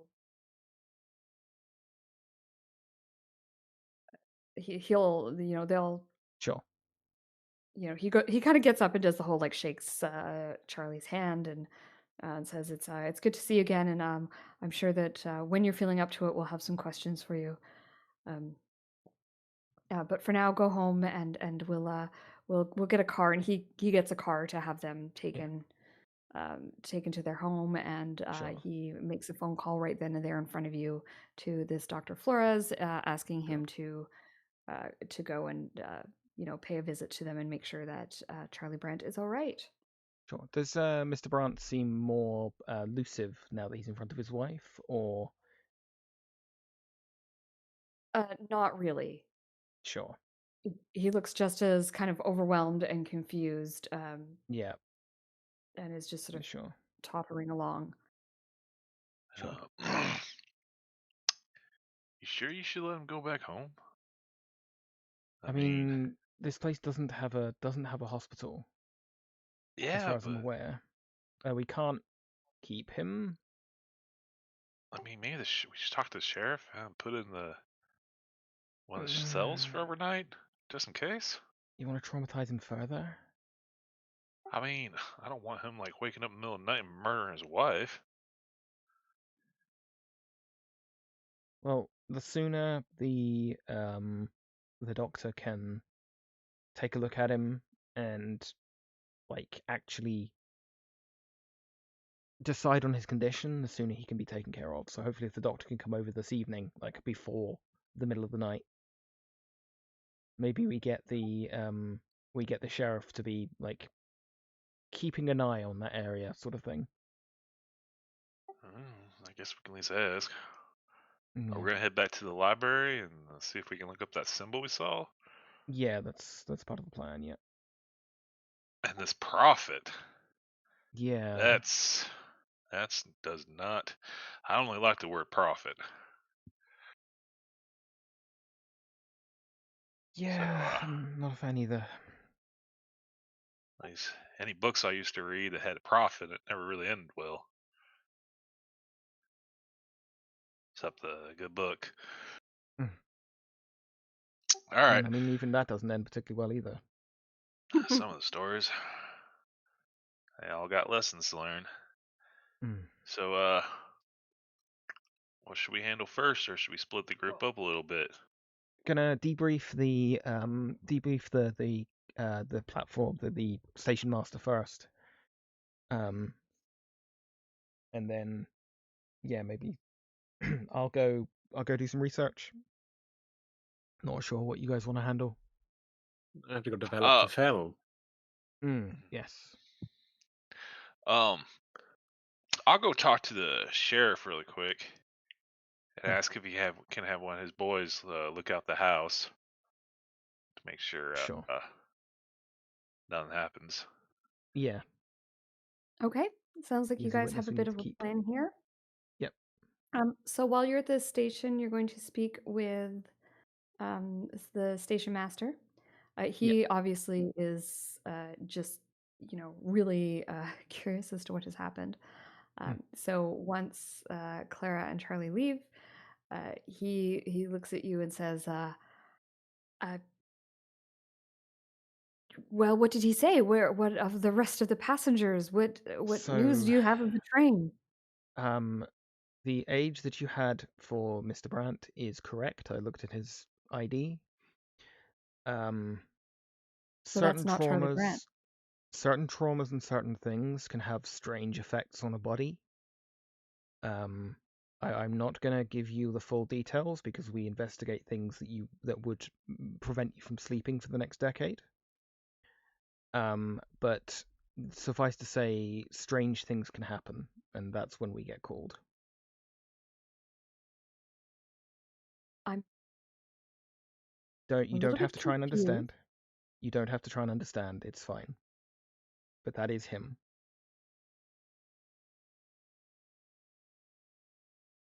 Uh, all right. What of the train then?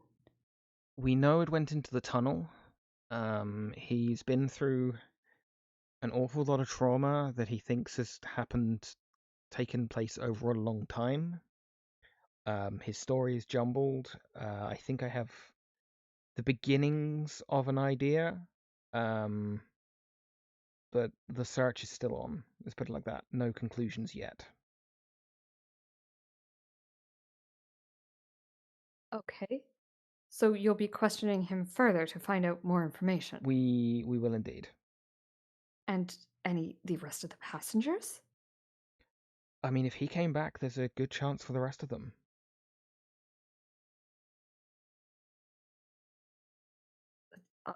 All right. You're the investigators, I suppose. We'll Please continue to keep me we'll informed. yeah, we'll tie up some things here today, and then we'll look to go back out again tomorrow. Probably first light again, like we did this morning.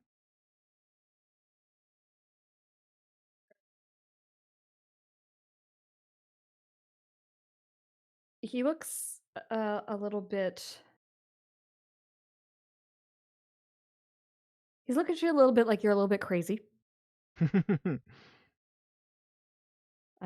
you're sensing some doubt is starting to creep in about, what exactly you're doing here and why you're doing it. Hmm. He's not actually calling you out or anything at this Mhm. point, but he is looking a little bit like, what the hell is going on? Something strange is afoot here, and we are the people they call to deal with strange things. We'll handle it.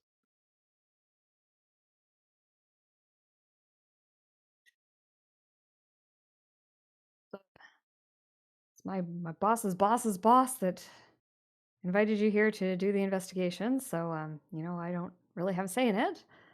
Afraid So not. I will continue to help you any way I can. Thank you.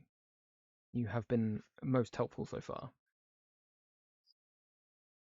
You just keep telling the brass that. Hmm. Oh yes, our reports will be conclusive, comprehensive. Okay. That I Okay. guess he sort of leaves things as they are, Hmm. and you guys head into town. We're probably hitting kind of like a little bit later on in the day at this point. And so we've got Terrance is going to develop his photographs. So you head back to the boarding house Yep. where you can get those pictures developed. Ken is going to head to the police station to speak with the town sheriff. And the professor is going to head to the library to see what he can find out about that symbol. Yes. Let's just go down the line, starting with Terrance. So, Terrance, you head back to the boarding house. You have a quick little chit chat with Taylor and Lisa Thomas, the boarding house owners, as they kind of say, like, "Oh, you're back. Glad to see you. Good thing. Hope you had a nice train ride, that kind of thing. Yep. And then you head up to your room to start developing your pictures. So we have 4 photographs for you to develop here. This is kind of fun for me. I'm excited about how this is working out.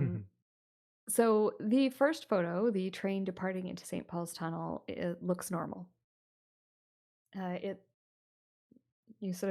a great picture. You sort of captured like the train just as it's going through, and there's kind of smoke billowing out from the mouth of the tunnel as it kind of gets trapped in the ceiling and has nowhere to go. So it's this great sort of like steamy photograph with the train going through.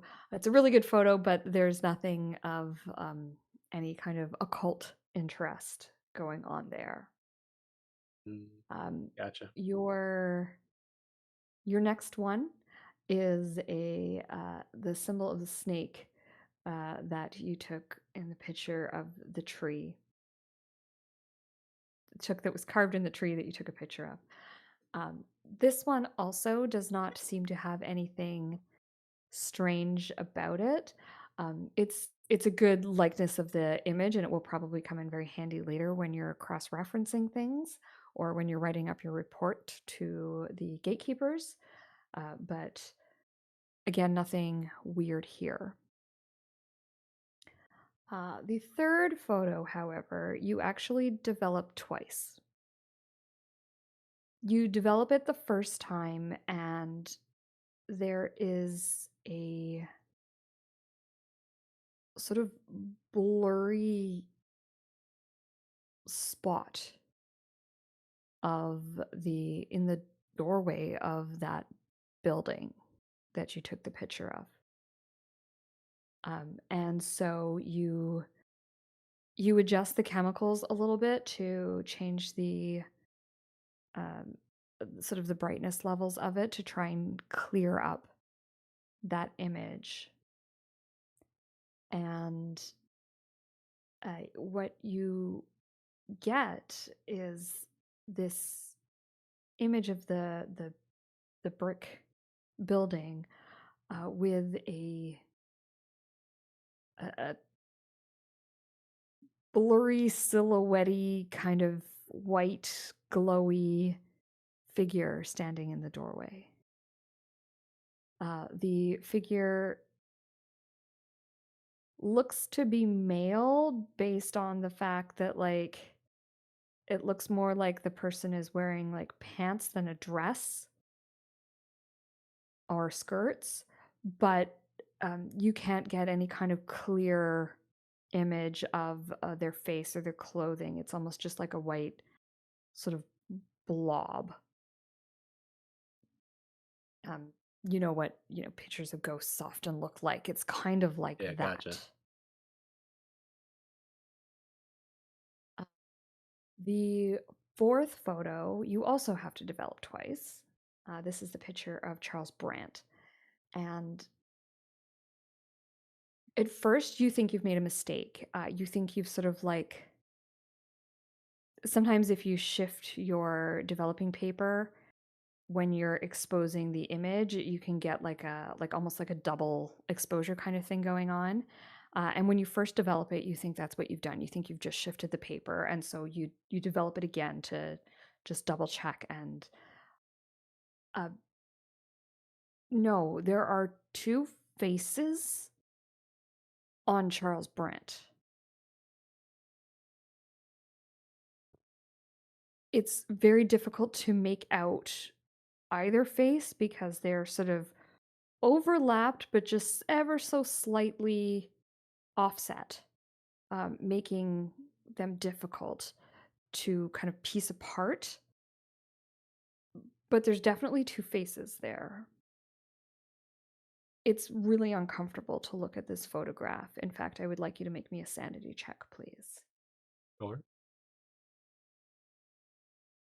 Ooh. So you're going to take 1d4 points of sanity damage. Just 1. Okay. As looking at this photo is just, it's so unsettling. Um, and there seems to be something wrong with Charles Brent.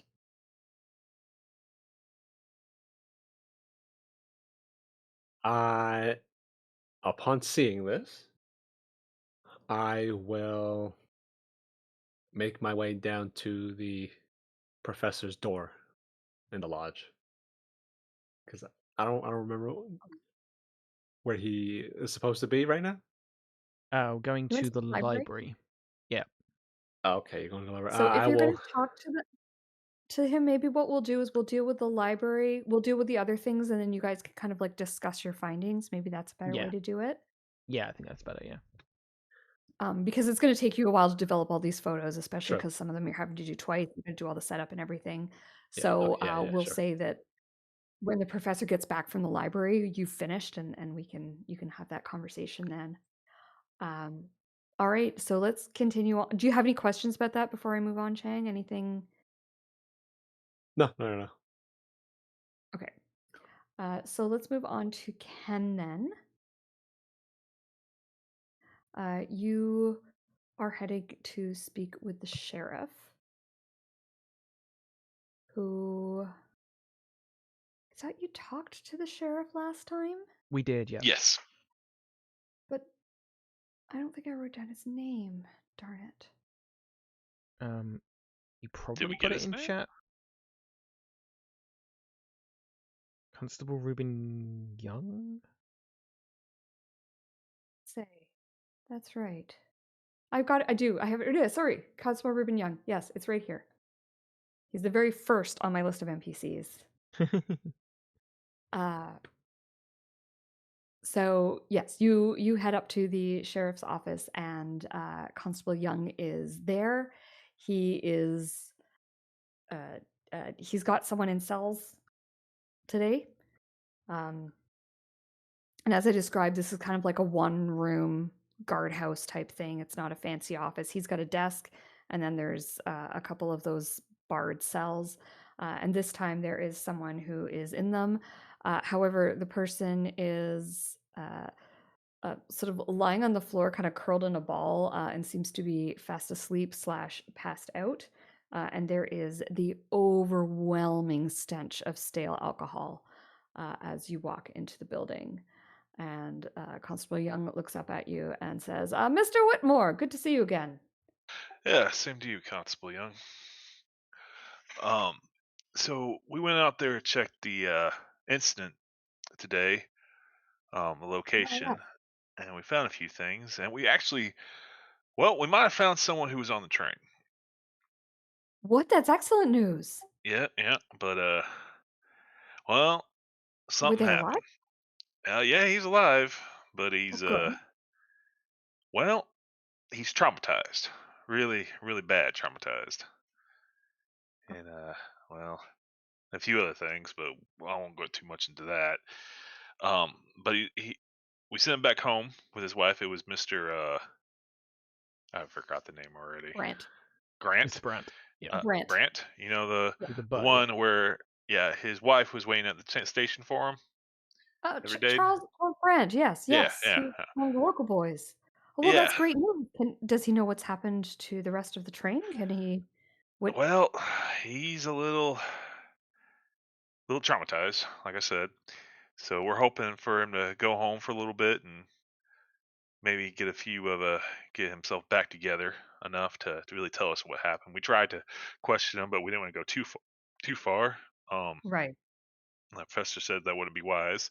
We called the doctor, and the doctor should be showing up at his house soon. But um, like I said, he was really, really traumatized. So we were wondering if you can send someone out there to check up on him every so often, like one of your guys throughout the night and day, just a routine check, just to make sure nothing's going on or anything like that.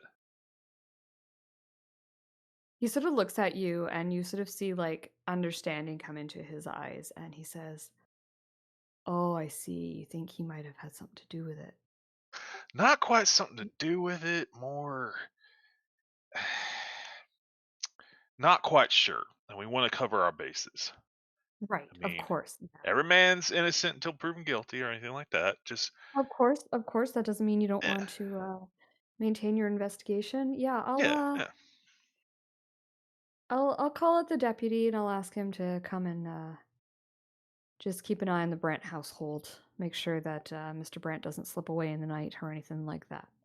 Well, that or if you hear any noises in the house, don't tell him to hesitate to go in. Like I said, he seemed very, very traumatized, like really bad. And Are are you worried about Mrs. Brant? maybe a little, but we're not quite sure what happened in there, but something funny happened. Something that you hear about stories and the old wise tales. So yeah, did your grandmother ever tell you weird stories about this location, or grandfather about? Well, I mean, I'm sorry. Are we still talking about the Brants? Yeah, I'm sorry, it's just hard to explain. All right, just have one of your deputies go out there, check up on him every so often. Uh, he might look older than what he used to. Keep How do that you in mean? mind. He looks like he aged an extra 30 years, if not 40. But we checked it out. He has his papers, and Are you sure you're dealing with Charlie Brant? we're pretty sure. Like I Charlie said, Brant was in his 30s. yeah, well, his wife says it's him too, and he looks like his ID. Well, just a very older version of his ID with a lot of wrinkles and grayer hair. Like I said, he something weird happened that cave up there. So, do you hear any stories like that? I mean, there's like local legends, but I mean, dude, they're not Yeah. real. Oh, what kind of local legend? Anything about a snake eating a train?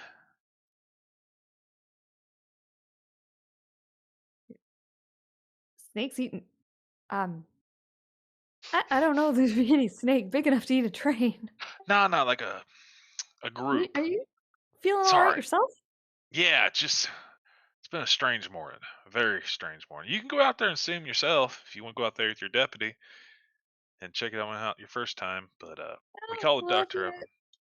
suspect that I should probably go out there and tell him I'm glad he's back, and if you suspect that there may be some link with him and the train's disappearance, I will definitely keep an eye on him. Well, I did hear some studies back in the day. Well, when I was in college, uh, about a man aging very quickly if they're in a traumatic situation for a long period of time. But nothing like this. Well, that's all I came to ask you. Like I said, we'll probably talk to him later on today after the doctor talks to him, and if he gets a home with his wife for a while. We plan on heading back out there tomorrow, though. We need to continue our investigation. All right, and he To the just nods. deputy to keep an eye, Have a good and day, Constable. yeah, you too. Take And care. he turns around and he heads back out, and he starts heading toward the library. I think the professor said he was going to the library, so I better head that way.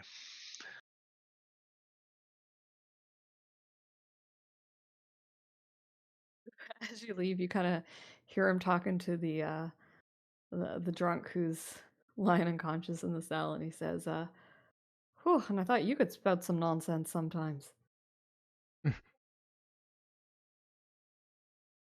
And let's go head on over to the professor who Mm-hmm. is headed to the library. You get there, and the librarian, Miss Fields, is sitting in her chair. She is once again reading a book. Mm. Once again, the library is pretty much empty, and she looks up when you arrive and she says, "Oh, Professor Gray, right? Yes, correct. Miss Fields? Hello. Are you Hi. requiring any more assistance today?" Yeah, She I'm looking for some raises her stuff hand. about local legends, stuff involving snakes, any weird occurrences in the I can't remember what those mountains were called that the pools pass. We're going through, but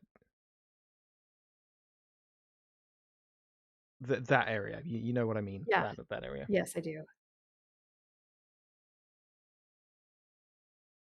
The oh my goodness. Bitterroot Oh, range. Bitterroot. Thank you. Yes, I'm like bitter something. Bitter something. Yeah. She says, yeah, sure. We do have some history of the railway, and she starts pulling out some books. And Mm. this one's about some local legends. Some of it's from even predates the railway. I don't know if that's useful, but That probably is. Yes. That's the sort of thing I'm after. And yeah, he'll like take his notebook out and then start looking through, like skimming through the books, looking for anything useful. Like obviously an eye out for symbols that are similar to the one that we found, and just anything hooky, weird events, and that sort of thing in that region. sure. Why don't we call this Do a use library check Yes, I can or definitely library do use that. or whatever it's called? Ooh, Nice. I'm glad I succeeded. Holy fuck. Just that relief, eh? Yeah.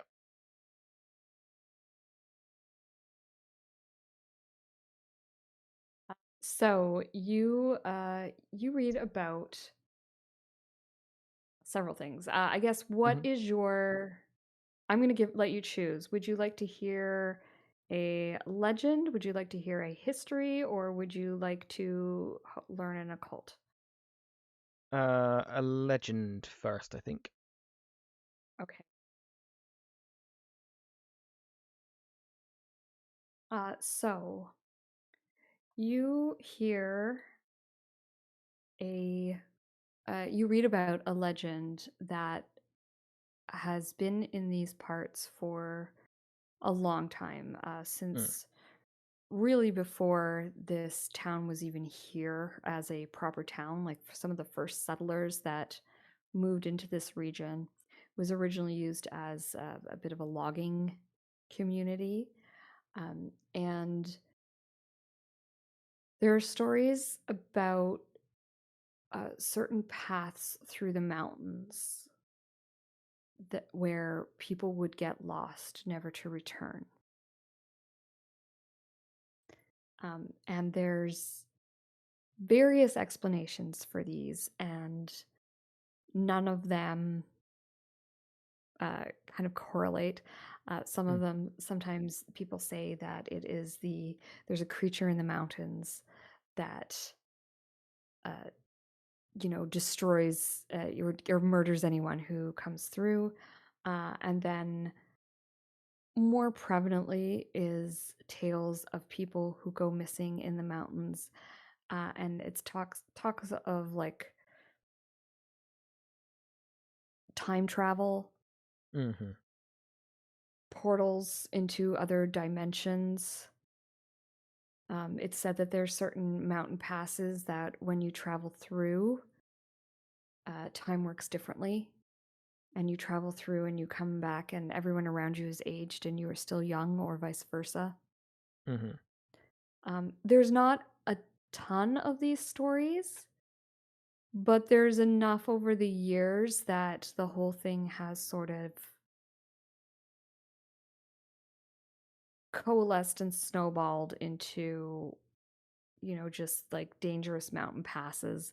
A lot of the more modern take on it is that people died in mountain passes. It was dangerous. There were avalanches. People, just didn't come back. Yeah. Um, but these sort of like occult legends that have sprung up, or local legends that have sprung up, generally involve like you go through a pass and you end up somewhere else. Makes sense. Kind of goes along with what I was thinking. Okay.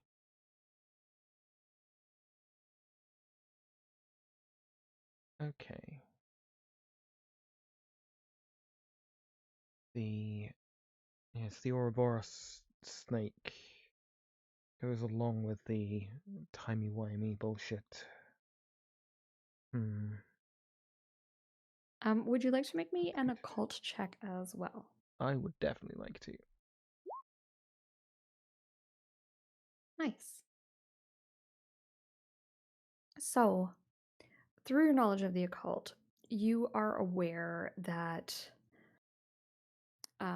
some of these roots of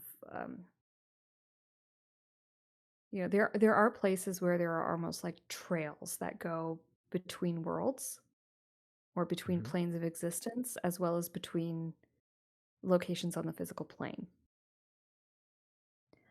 And sometimes these roots can be enhanced, especially by the laying of iron. Iron is in many sort of Yeah. occult Occultly scenarios is kind of significant. Yeah. used as a conduit or something Mm. to enhance portals or keep fey creatures out. There's a lot of fey association with it. Yeah. But laying a lot of iron along a path that is already considered a path to another place could create could enhance that path. Oh, yes, that makes a lot of sense. That again goes along with what I was thinking. Okay, yeah, writes down some more notes about potential portals and instability and. Hmm. Okay. Mm-hmm. It is at that time, as you're sort of like packing up your books for the evening, that Ken joins you in the library. Ah, Yeah, I talked to the constable. yeah. He's gonna send a deputy out and check on the house every so often, make sure Good to know. he sticks put, and anything happens, well, we should find out. He didn't believe me when I told him he looked different, so Yeah, they never do. You'll find out soon enough. I found have any facts some. here? Sorry. Good news? You found some good news? I found some legends that kind of line up. I'll check whether or not the um the librarian is like in the same room as us / paying attention at all. Sorry, I'm talking and I had muted my mic so I could Okay. take a drink of water. Um, the librarian is at the desk, which is kind of on the opposite side of the library to you, and she's Okay. like fully in her book. Okay. So I kind of lower the voice and get out some of my notes and say, okay, so these mountains have a long history of local legends of people going through the same kind of things as Mr. Brandt. You go through a pass, you go away for you lose yourself for a day, you come back and you've like the whole town, everyone you knew has aged 30 years, and also the opposite happening, people going away for what seems like a day and coming back 30 years older. Huh. Like a lot So, of it's like, been rationalized, but there's a lot of history here. oh, wait. You like the old man in Sleepy Hollow? I think I read a book like that, right? Player me doesn't know Sleepy Hollow. Character me probably does. Wait, you don't know Sleepy Hollow? Oh, wait, Player you're from. me doesn't. Yeah. Oh, player you. Okay. Yes, character Yeah, me I think it, probably does. Is literally if it's relative literature, then most likely. yeah. It's um yeah, it's there's a lot of weird stuff that goes around down in Yeah. Sleepy Hollow, like a headless horseman and Mm-hmm. Oh yeah, the uh headless horseman thing. Yeah. Okay. and a man who went underneath a tree and he aged rapidly Yeah. when Something he like came that back maybe. out. If there's how do I describe this? If When was there's Sleepy Hollow written? a normally the gap between realms is quite solid, like you can't find a way through it easily. If these mountains are somewhere where that gap is weak, where that gap is very thin, paper thin, the laying of iron, like they've done with the trains, can weaken that gap even further to the point where it breaks. And that is what I think has happened with that tunnel. And that is what I think we're dealing with here. So the book of Sleepy Hollow was written like 18 something, Okay, yeah. So yeah, it would 1820. definitely be. Yeah. Okay.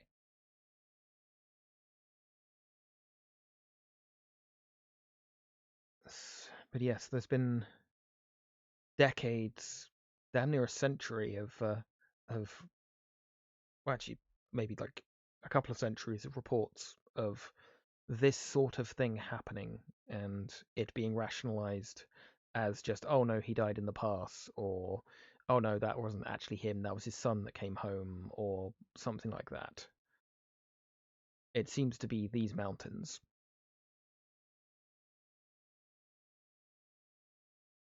So it's also possible that some kind of yeah, River Winkle too, yeah. It's all possible that some cult has seen the gap in the worlds and is pushing it open further than it needs to be. I would definitely like to know what this what this prophet seems to know. Okay. Did you ask the librarian about that ruins of a town? It looks like, or maybe one of the mining towns when Yeah, they I think it digged was a out the hole. logging camp, but yeah, we can. I might go and ask about that if we've got a little bit of time for me to have a look at another thing. Yeah.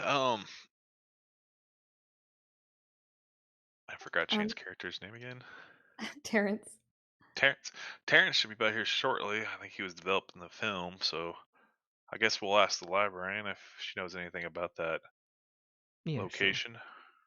And And yeah, this is probably a good time for Terrance. You've finished developing your photos, and you said you were going to go find the professor. You head down to the library, and this would be, I would think, when you would join up.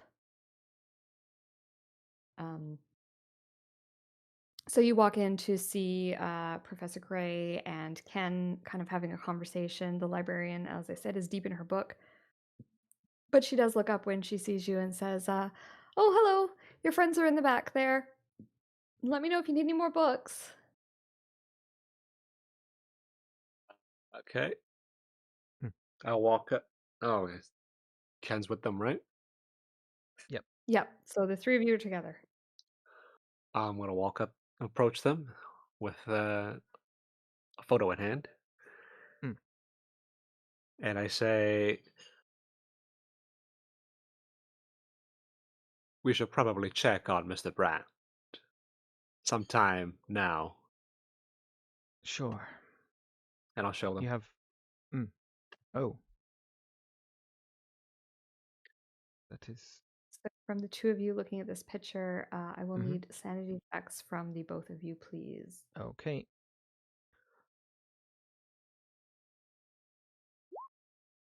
Yay.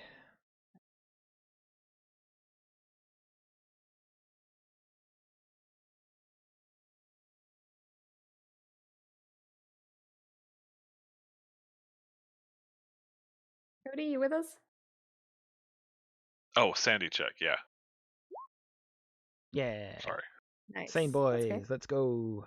Same boys. Join the sanity club. Um, yes, so you guys look at this photo and uh it honestly it looks like Terrance has done a bad job developing Hmm. it.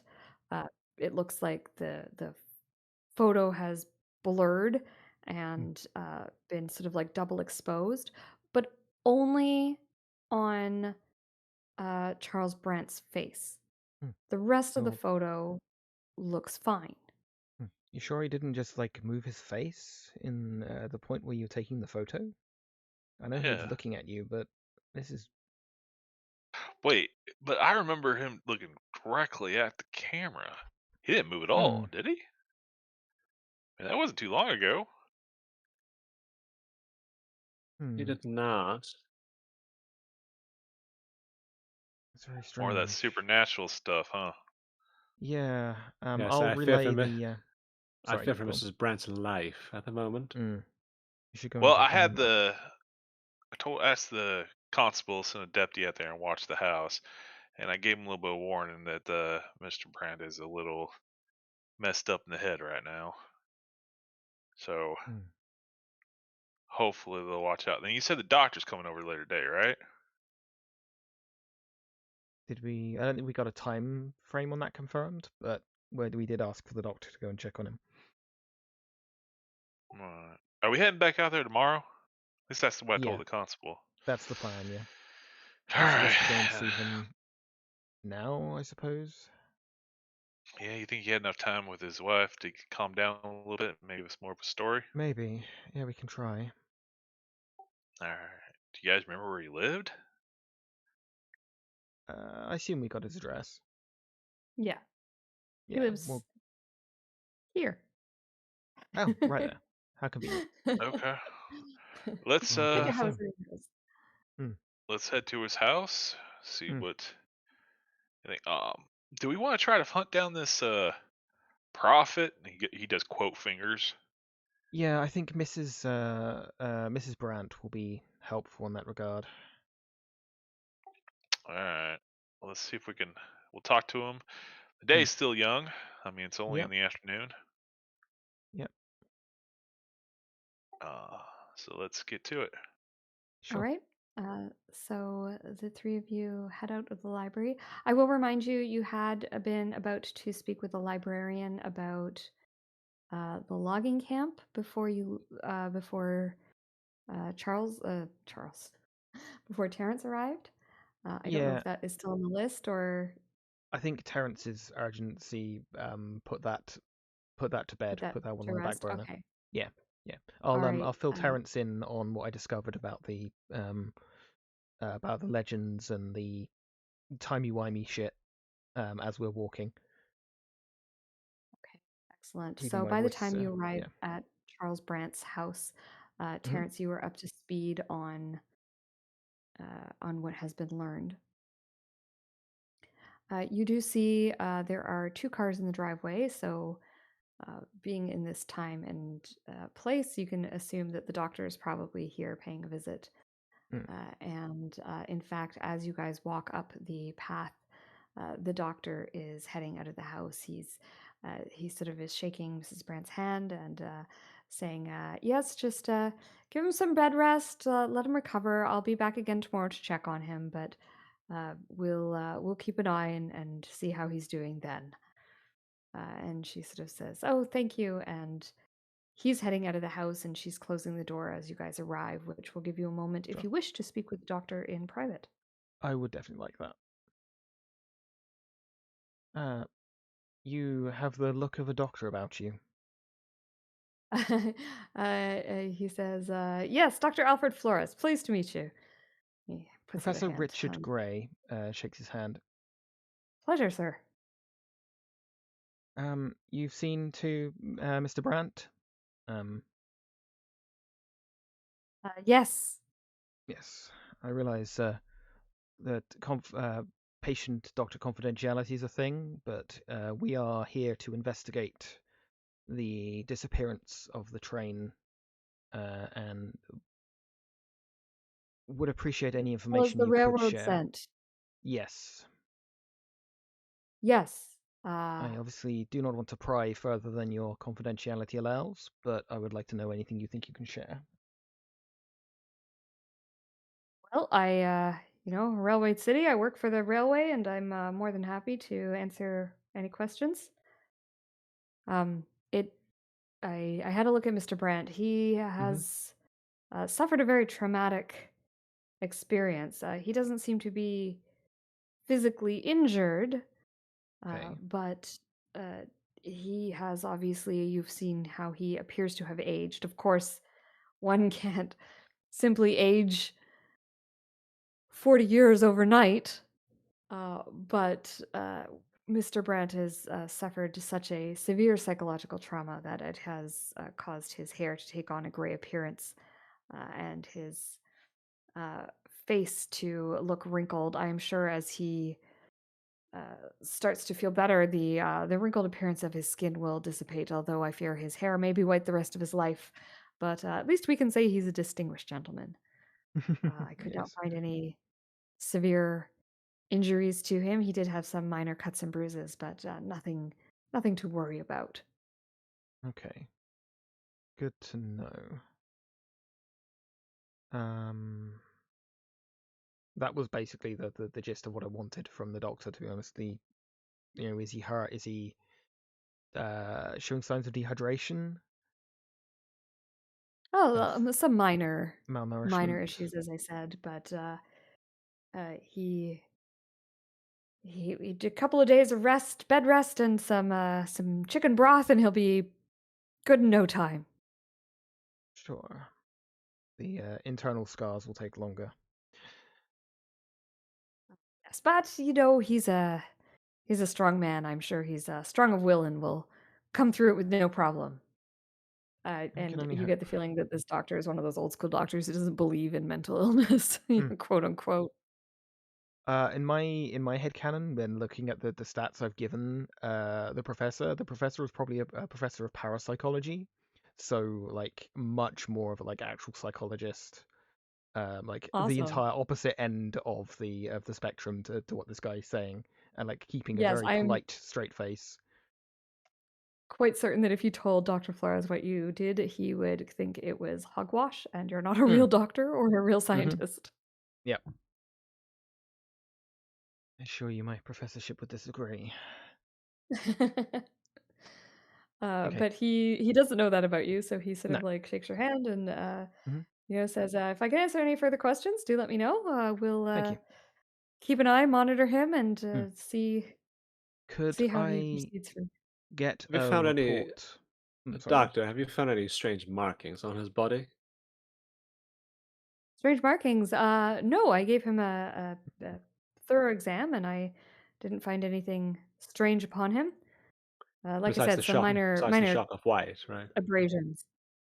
Hmm. Yes, of course, the white hair, but I'm sure some time with his wife in his home will clear that right up. Sure. Yes. Could you submit a report to that effect to the railway? Yes, of course. You will receive my medical report tomorrow, Thank you. aka next week. Sure. Next session. Yeah. Yeah. Okay. Yeah. We'll thank him for his time and then go and see our patient.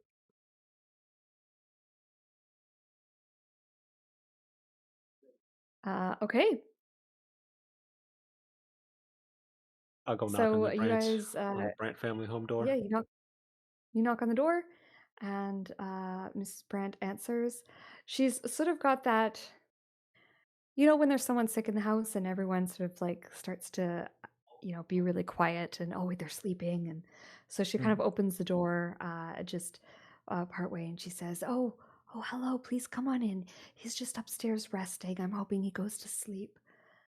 And she ushers you inside, and there is a teapot with tea already in. You see two teacups sitting on the table that she clears away, and she says, "The doctor was just filling me in while we had a cup of tea. Can I offer you some?"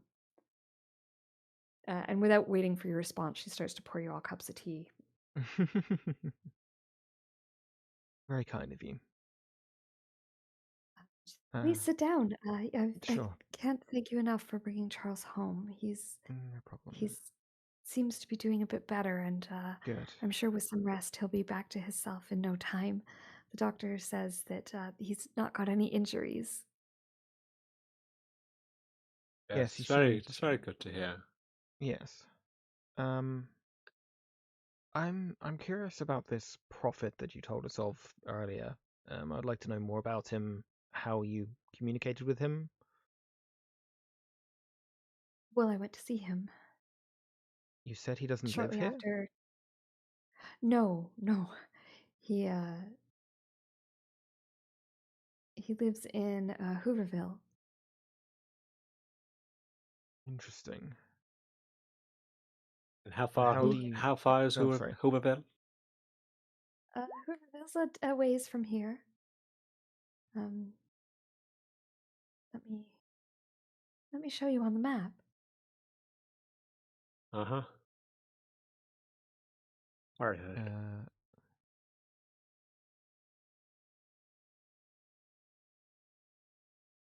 Where the F is Hooverville? I've lost it. Can't have been that important. It's a ways away. Well, I'll find it and I'll show it to you. But it's a ways down the line. Did you approach him or did he approach you? Oh, I approached him. And you did that when he was in town, right?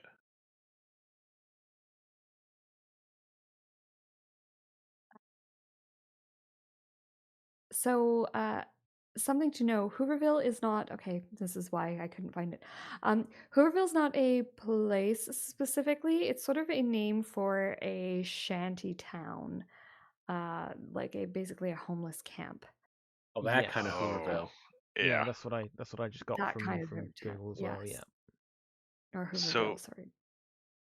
did you go to Hooverville to speak with him? I did. Yes. That was shortly after your husband's train disappeared. Yes, I wanted so allow me to explain. This Hooverville is just outside of Kittitas. And when my husband's train didn't arrive in Kittitas, I went to go find out if he had perhaps gotten off the train there or what had happened. I couldn't just sit in town and wait. And while there, I heard about this person. He calls himself the Prophet of the Iron Serpent. I know it sounds ridiculous, but he says things and they come true.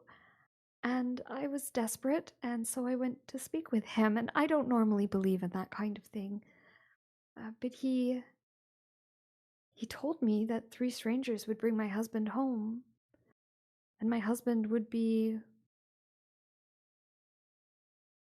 older than time would allow. And I didn't. I thought it was nonsense. And I mean, what does that even mean? but then, but then you came back, and he's older than time should allow. And it was all true. And I'm just so glad to have Charles back. I don't care.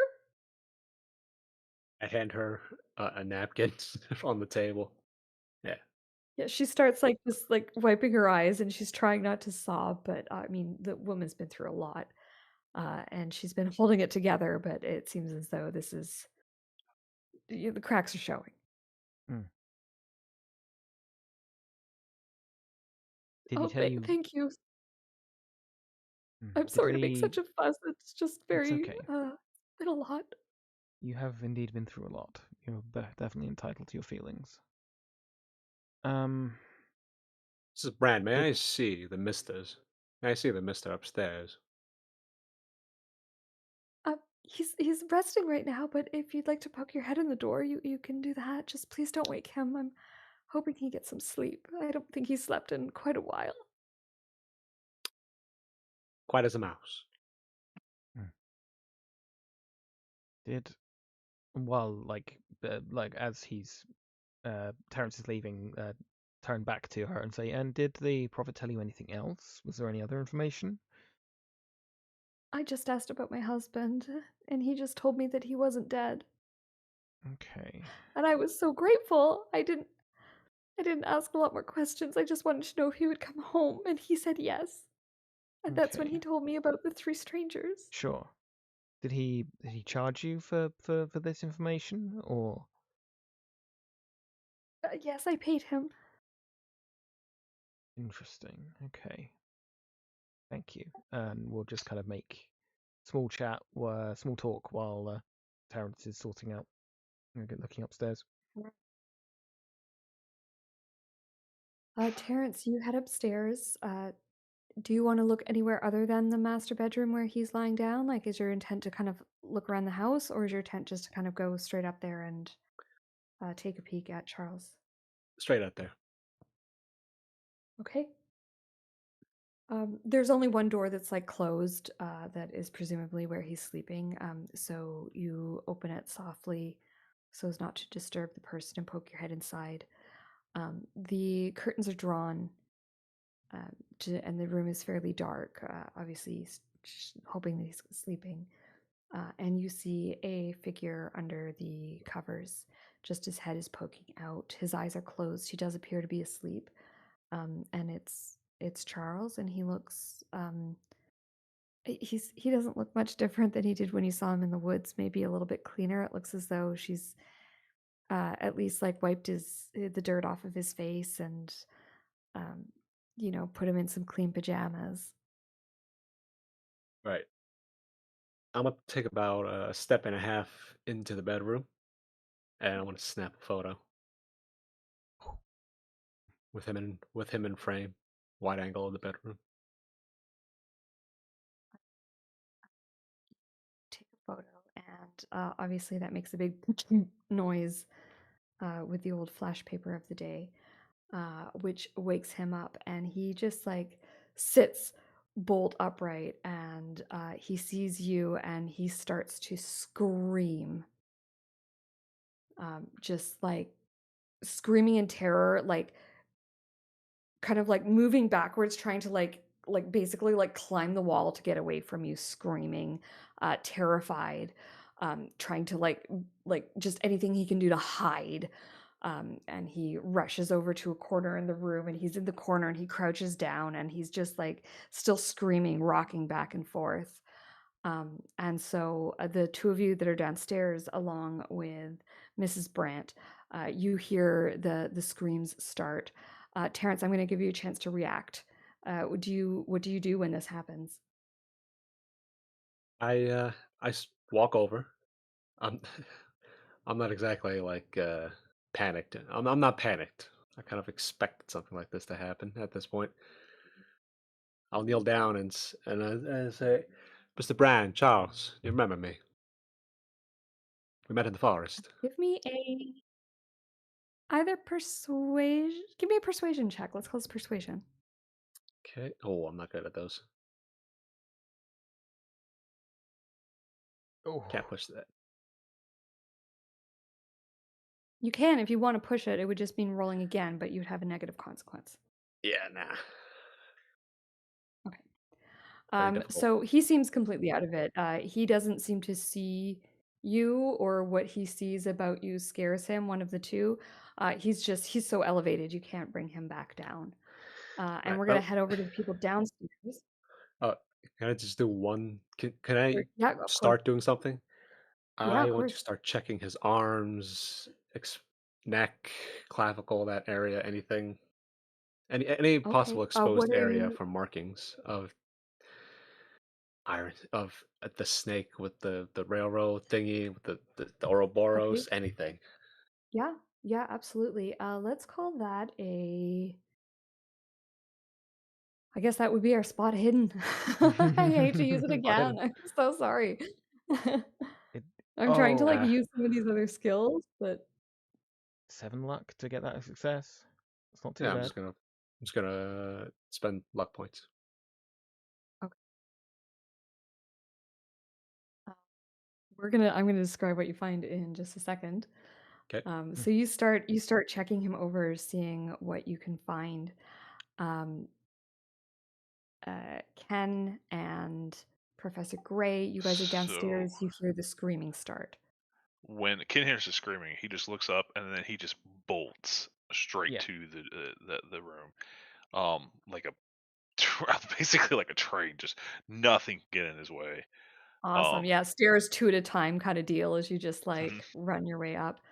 And it sounds He like slams Professor, open you're the right door. He's like, behind. Yes. Okay, and yeah, "Everything Mrs. okay? What's Mrs. going on?" Branch is right behind there with you. So you see when you open that door, Ken, you see Terrance, kind of like this guy's in the corner. He's cowering back, and Terrance has sort of like got his arm and is checking it over. And Mrs. Brent sort of runs over. She tries to push past the two of you, and she's yelling, "Charles, Charles!" Do you let her in the room, or do you hold her back? Uh, he'll. It looks like he's having an episode, Miss. Give it a moment. It looks like my friend's trying to help him. Okay, so you kind of like hold her back, and Yeah. she's still kind of panicking a little Mm. bit, but she trusts you guys somewhat at this point. You brought her husband home. Yeah. Could I What about you, Professor? Professor will brush past on the other side, and I want to try and like calm him down. Use psychology to try and calm him down. Sure, Try by and that. soothe him down into a. Let's go. Oh fuck you. I'm gonna push this. I'll accept whatever Okay. consequences come. I've got a 60% chance. Never punish. Okay, Fuck so me. Oh me. uh, Should have just spent the Hell yeah. luck. I was gonna say. I Oh, don't have the luck. that's gonna make things so much worse. I'm getting bitten, aren't I? Professor, when you push something, you have to explain what you're doing Okay. that's different from your Okay. first roll. So what did you do Okay. different? So I think he would try to initially would try and like make soothing noises and kind of so it's okay, you're safe, your thing, and then like he's changes to tack to like, sir, you're safe, your wife is here, nothing's gonna hurt you, we're gonna try and help you get through this, and that's probably when he gets bitten. He does get bit. How did you know he was gonna get bit? I just have a sixth sense for these things. Cody just Because said it. No, I the didn't say it. thing that you noticed, Ken, is that as you're checking over his arms for markings and you don't see anything. He's got some like liver spots and things on his hands, which go along with old age, but no like occult markings. But then as he turns to bite the professor, I guess, you see that he has fangs. His teeth are not normal human teeth. He has what Oh looks boy. like snake fangs in his mouth. Venom. That's not good. And Professor, you get bit on the shoulder. You sort of reach out to try and soothe him, and he sort of Mm. bites you on your upper bicep, Mm. and you just feel his fangs sink into your flesh. Ow. And if I didn't know a great place for a cliffhanger, Alright, good session, guys. Sheesh. Holy shit. Fang. yeah, this is where we will save game. We will pick up here next week, Okay. and deal with the aftermath of this. Yeah. We gotta take him to the prison Awesome. because he's gotta be a danger for his wife. Yeah, That's why I'm we do have terrified. to take care of him. Yeah. Because Yeah. he's gonna wake up middle of the night and kill his wife. I'm so But excited for next week's session. I want to plan it already. when I saw that second film, I'm like, oh no. Sometimes that's fun though. Sometimes Yeah. that's really fun. Oh. Okay. All right. Oh, we got a follower who just said, "Oh," and I don't know when they said that. Oh, that was like 5 minutes ago. Yeah. Or was it? Yeah. That was literally at Sorry, I the wasn't fail, I looking at think. chat. Oh god, that was terrific. Okay, I'll end the stream there then. Thank you all for playing. Thank you for watching, and we'll resume same time next week where we find out how badly I got bitten. Hopefully, Bye, there's no everyone. venom. Yeah, hopefully. Hopefully his venom sacs haven't come in yet. Yeah. And on that note.